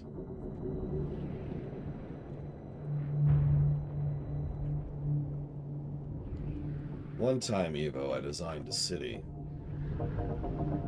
It was artificial. I guess most cities are artificial. Picture a big old plate, another plate down here, right? Actually, I should do it like this. And what they were doing was both plates were charged with elemental energy, different energies, which would then naturally pour down. So this one had gravity generating this way, and this one has gravity generating this way. And so both of them would kind of pour down and form these natural crystal formations of raw elemental energy given physical form. Very rare, very powerful, very dangerous. And so naturally, a city kind of grew up around this mining town in order to harvest the things.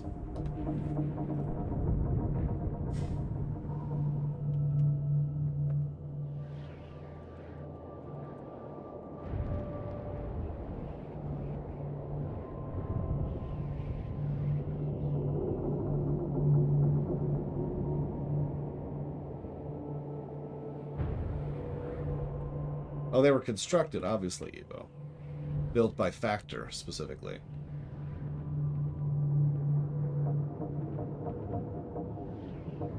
Although I might change my mind on that. I feel like that's a thing the hegemony would do.